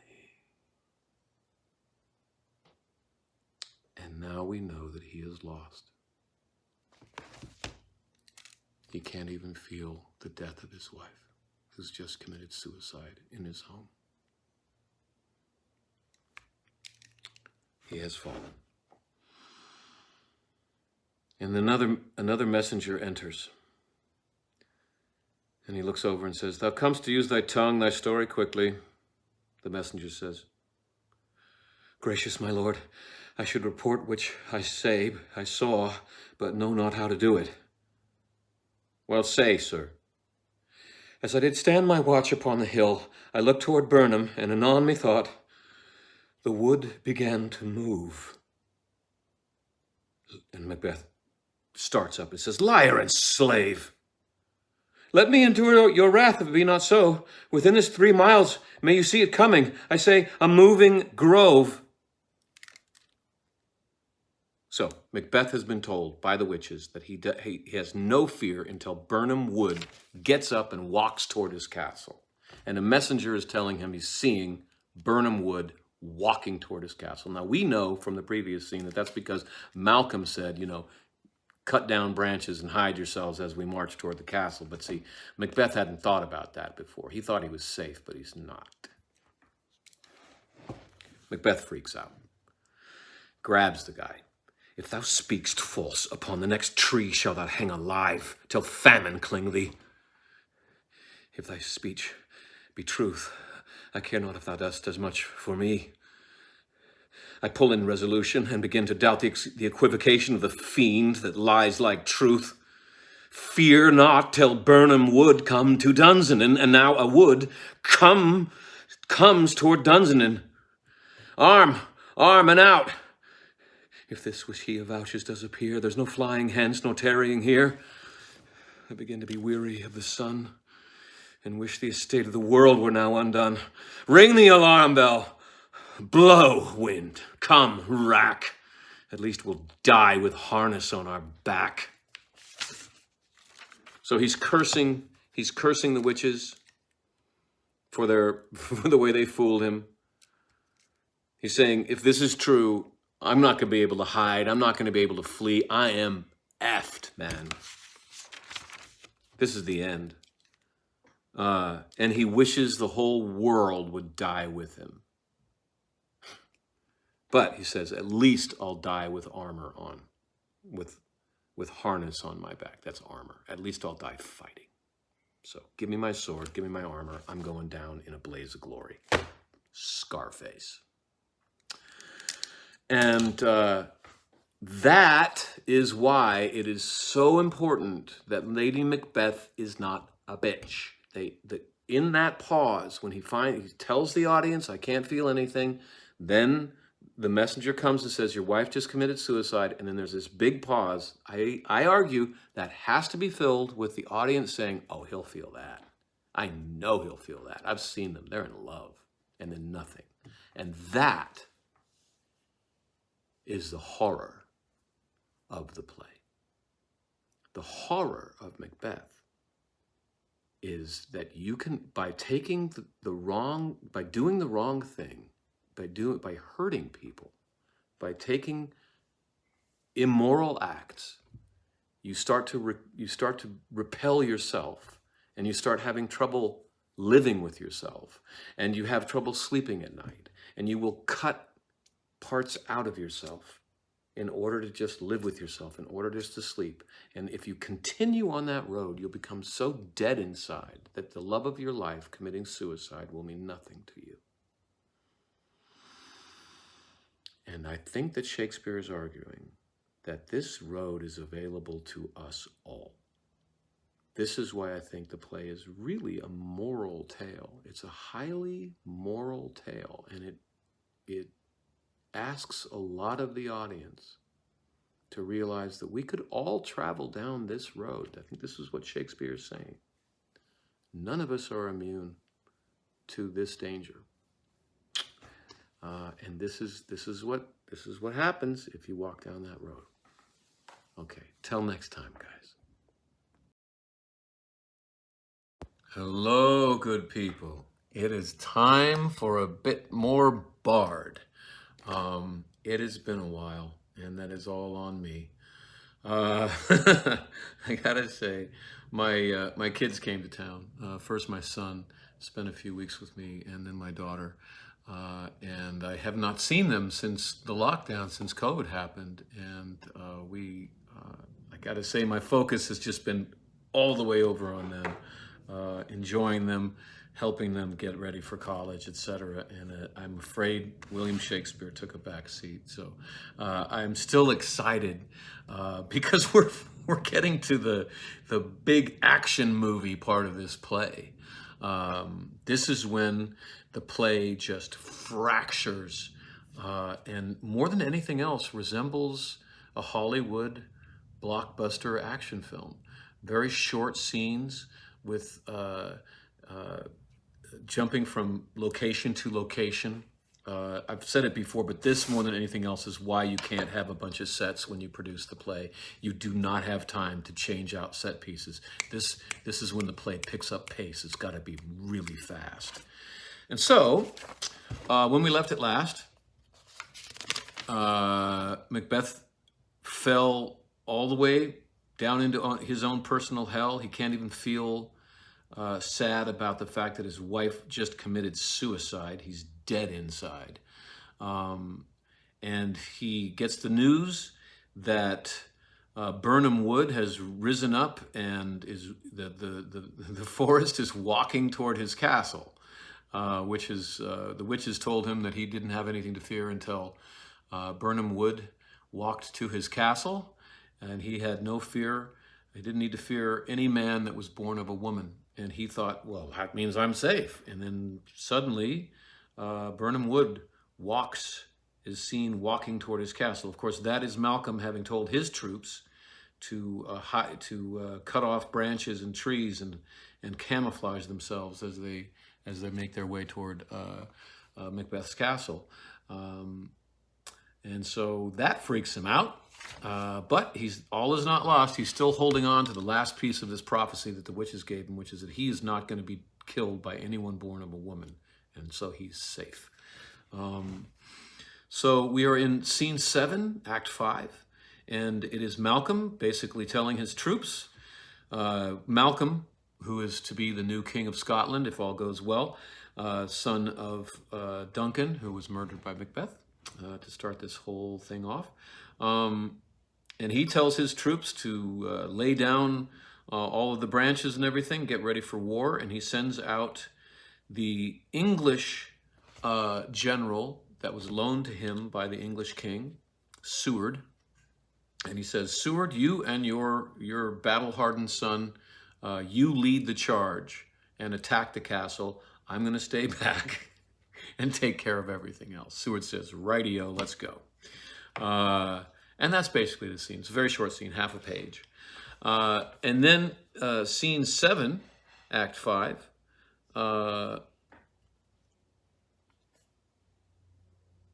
we see Macbeth on the battlefield kicking ass. Basically, you know, when we met him at the beginning of the play, he was described as the best warrior in Scotland, and we're seeing he has not lost his edge.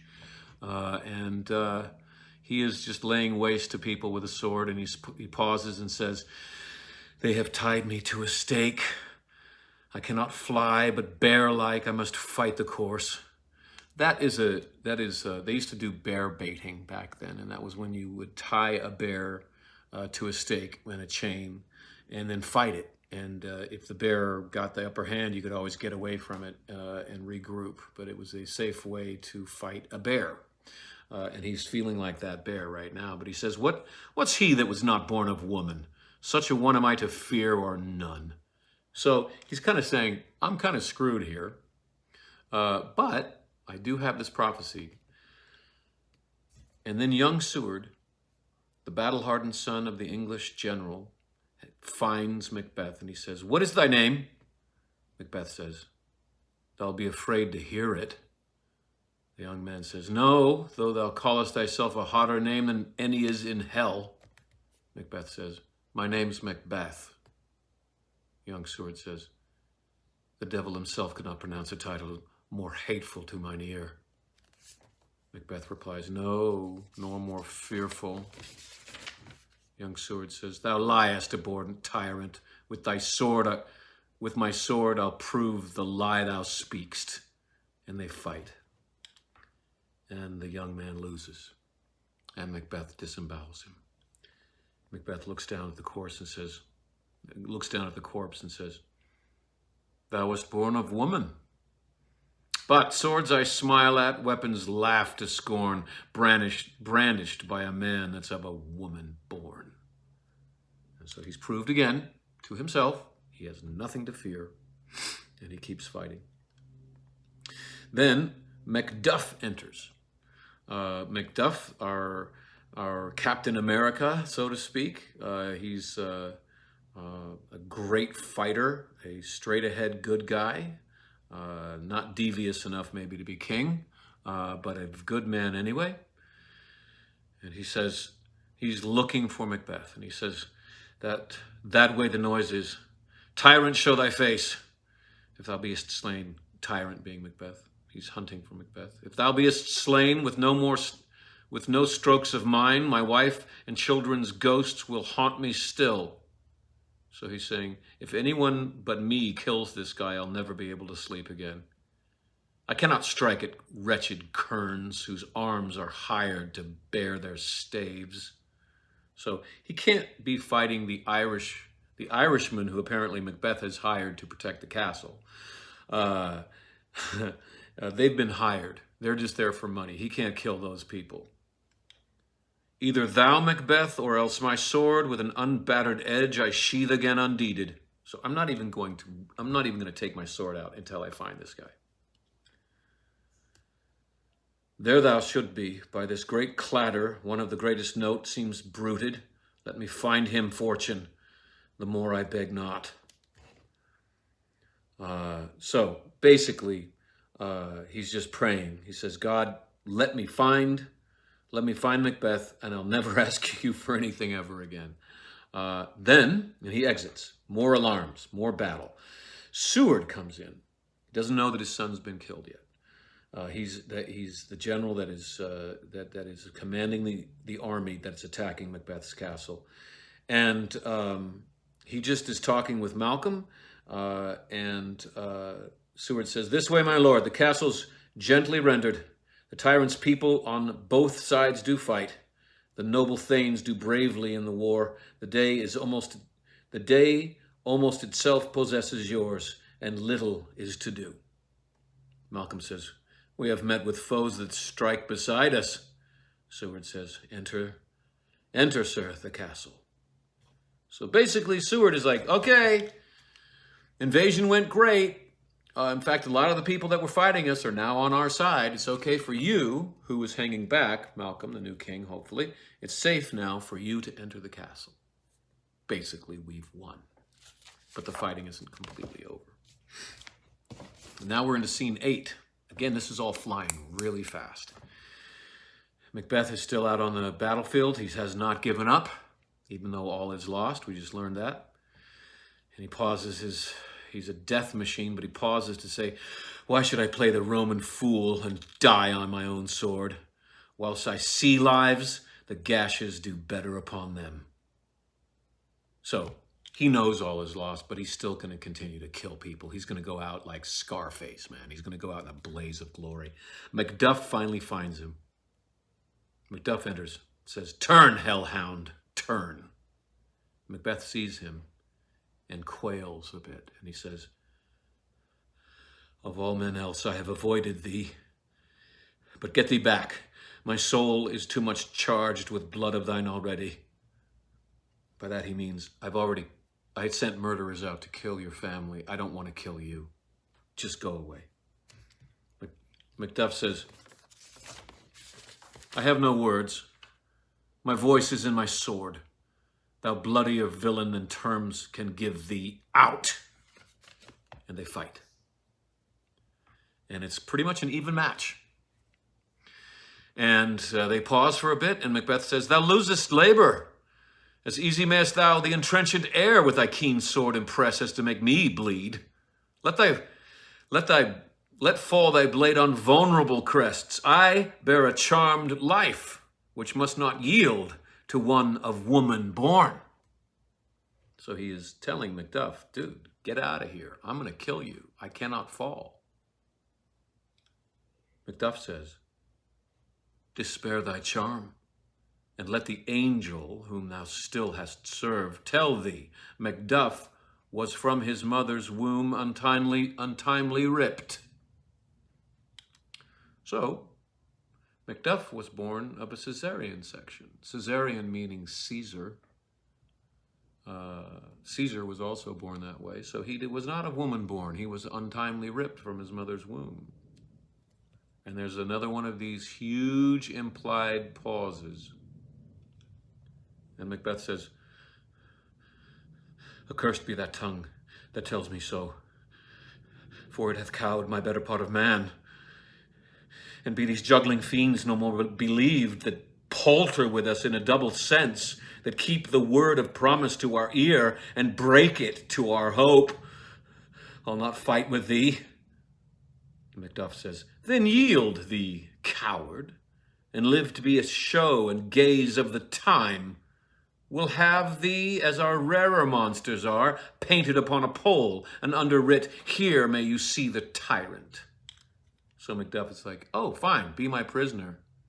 We're all gonna, you're not gonna enjoy being behind bars." And Macbeth says, "I will not yield to kiss the ground before young Malcolm's feet and to be baited with the rabble's curse. Though Burnham wood do come to Dunsinane, and thou opposed being of no woman born, yet I will try to the last. Before my body I throw my warlike shield. Lay on, Macduff, and damned be him that first cries, 'Hold, enough.'" And this is one of the reasons why Macbeth is watchable. Even as he's going to hell, he is not going to give up. He's going to fight to the last. When he hears that Malcolm tells him, "Well, fine, we'll just humiliate you for the rest of your life," he's like, "You know what? Screw that. I'm not down for that. Even though I've been lied to by the witches, even though Burnham Wood came, even though I know I'm about to die, screw it. I'm fighting." It's basically suicide by Macduff, and he even throws his shield away and fights with the Scottish swords are very big, and they're even deadlier. If you drop your shield and go double-handed, it's a very, very offensive weapon. Not offensive as in, you may be hurting my feelings. It's a very deadly offensive weapon. And he's like, "You know what? I'm just going to go total offense. I'm going to lay into you." So he throws his shield down and lays into him. And they exit fighting. And that is where we'll leave it for now. And I hope to God that I don't forget to come back to you next week and finish up the play.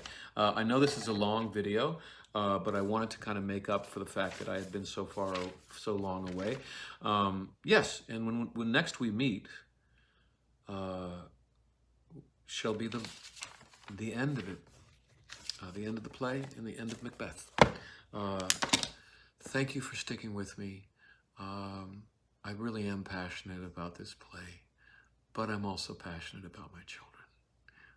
I beg your forgiveness. Bye. Hello, gentle cousins. It is time for us to come to the end of the road with Macbeth. There is one final scene to talk about, and then just some of my thoughts about the play in general. This has been an awesome ride for me. I've enjoyed it very much. And I suspect that it won't be the end. I think that I should choose another play. This is the one that I know the best. But there are other plays. I may want to do another Shakespeare next. But I'm having fun doing it, and if you're having fun watching it, I don't think there's any reason to stop. So now we come to the happy ending.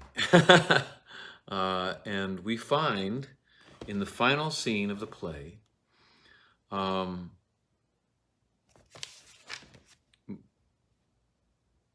Malcolm, who is to be our new king, standing with Seward, who is the English general that was loaned by the English king to help Malcolm gain the throne, and Ross, who is another Thane, who is, we've seen him throughout the play, but he is definitely sided with Malcolm. And Malcolm said, "I would the friends we miss were safe arrived." And Seward, the general, says, "Some must go off," that means die. "And yet by these I see, so great a day as this is cheaply bought." So yes, we've had casualties, definitely. But considering what we were able to do today, we didn't have as many as I feared. It's a good day. And then Ross comes in and tells Seward that his son has died. And this little passage really humanizes Seward, the English general. We met his son earlier, and then we saw his son die at Macbeth's hands, and die very bravely. And Ross comes in and says, "Your son, my lord, has paid his soldier's debt. He only lived but till he was a man, the which no sooner had his prowess confirmed in the unshrinking station where he fought, but like a man he died." Seward says, "That he is dead?" Ross says, "Aye, and brought off the field. Your cause of sorrow must not be measured by his worth, for then it hath no end." Seward asks, "Had he his hurts before?" Meaning, the wounds that caused his death, were they on the front of his body or the back? And that's very important in these times. That his son wasn't running away when he died, that he was fighting. And Ross says, "Aye, on the front." And Seward says, "Why then God's soldier be he. Had I as many sons as I have hairs on my head, I would not wish them to a fairer death." And so his knell is nulled. And so he is gone, and he accepts it. And in that little tiny piece of grief, our hearts go out to General Seward, the English general. For he's just like us, he's a parent, and we all have to kind of wonder how we would face the death of a child, which is the hardest thing anyone can face. And then Macduff says, "Hail, King." Macduff comes on, having just fought Macbeth, and he's carrying a very interesting package. He's carrying Macbeth's head. And it's only then do we realize that Macduff won the fight. So when last we met together, they were fighting. And Macbeth was like, "I'm not giving it an inch. I know I'm going to lose and I'm going to fight to the death." Well, he lost. Macduff bested him in battle and cut off his head, apparently. And he comes in and shows off the head. And he says, "Hail, King, for so thou art." So that's very important. He hails Malcolm as the king. So because Macduff is dead, you're now the king, buddy. "Behold where stands the usurper's cursed head. The time is free." And then all say, "Hail, King of Scotland." And then Malcolm shows everything that you would want a king to show in this final speech. And I'll read it for you. We shall not spend a large expense of time before we reckon with your general loves and make us even with you. Okay, so right there, he's saying, okay, we're going to pay everybody that came. You all spent money to come into this battle. You've all lost friends and family. You've all made sacrifices, and we're going to pay you out. This is what Duncan refused to do in the beginning of the play. All of his thanes showed up for him at war, and what he said to his thanes was, all I can offer you is my thanks, not payment. That was a mistake on Duncan's part, and Malcolm does not make that mistake. He says, I'm gonna make it right with you financially. My thanes and kinsmen, henceforth be earls, the first that ever Scotland in such an honor named. So I'm going to give you money, and I'm going to give you land. And everyone that fought with me here today is going to be the new power center of Scotland. So Malcolm is very, very smart. He is empowering all the people that backed him. And so that all the people with real power in this new Scotland are going to be his friends. But it's also the right thing to do.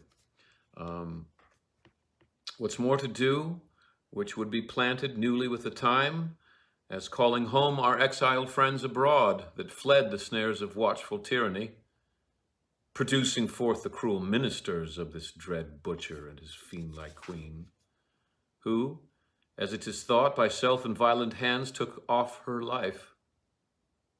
So he's talking about doing two things. One, getting all of our friends back, the people that fled the country, and also rooting out all the people that helped Macbeth. Who was in league with him? We're going to find those people.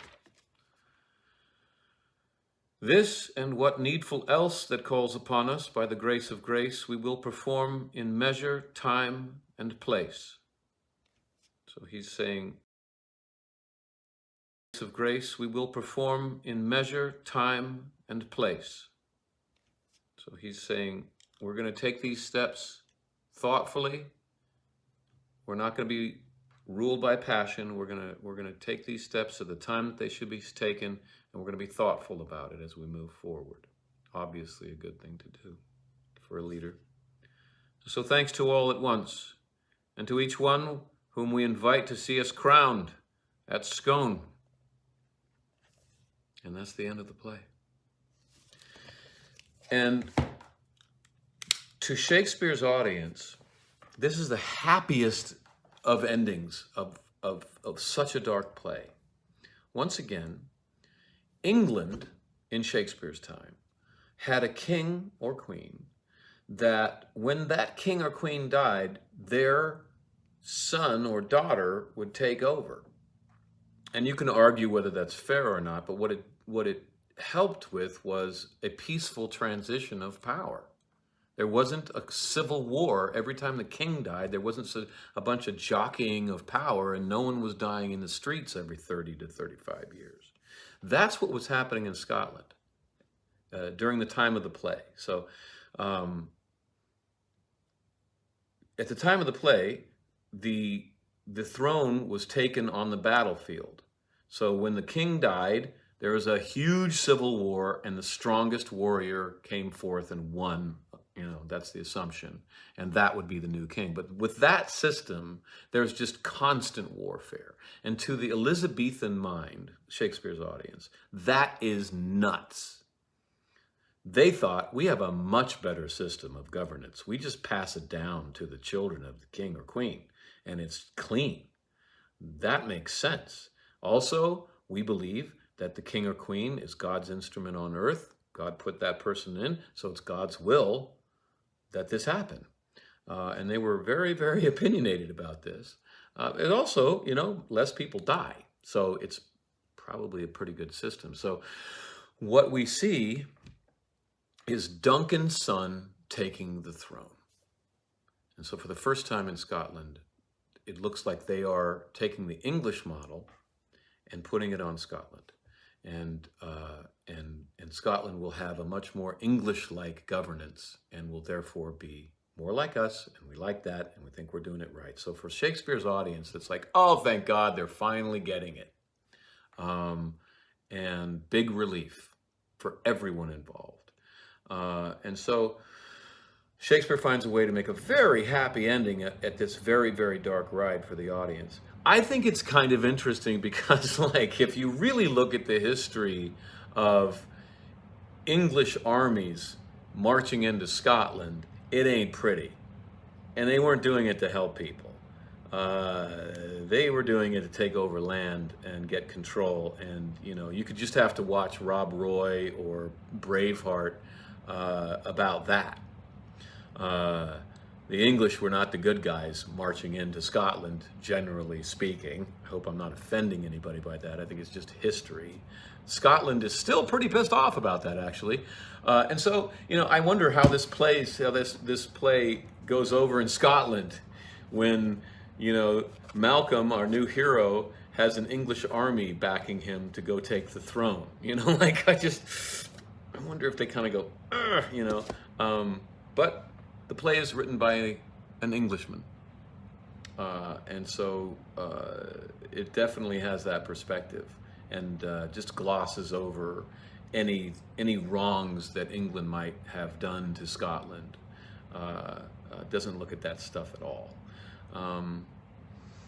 And then overarchingly, I think, you know, the play, and I probably touched on it before, but I do think that this is an intensely moral play. What I take away from it is that I could march to hell. I could create a hell of my own life very easily, actually, because Shakespeare, the thing that is Macbeth's downfall, his weakness, is ambition. That's all it took.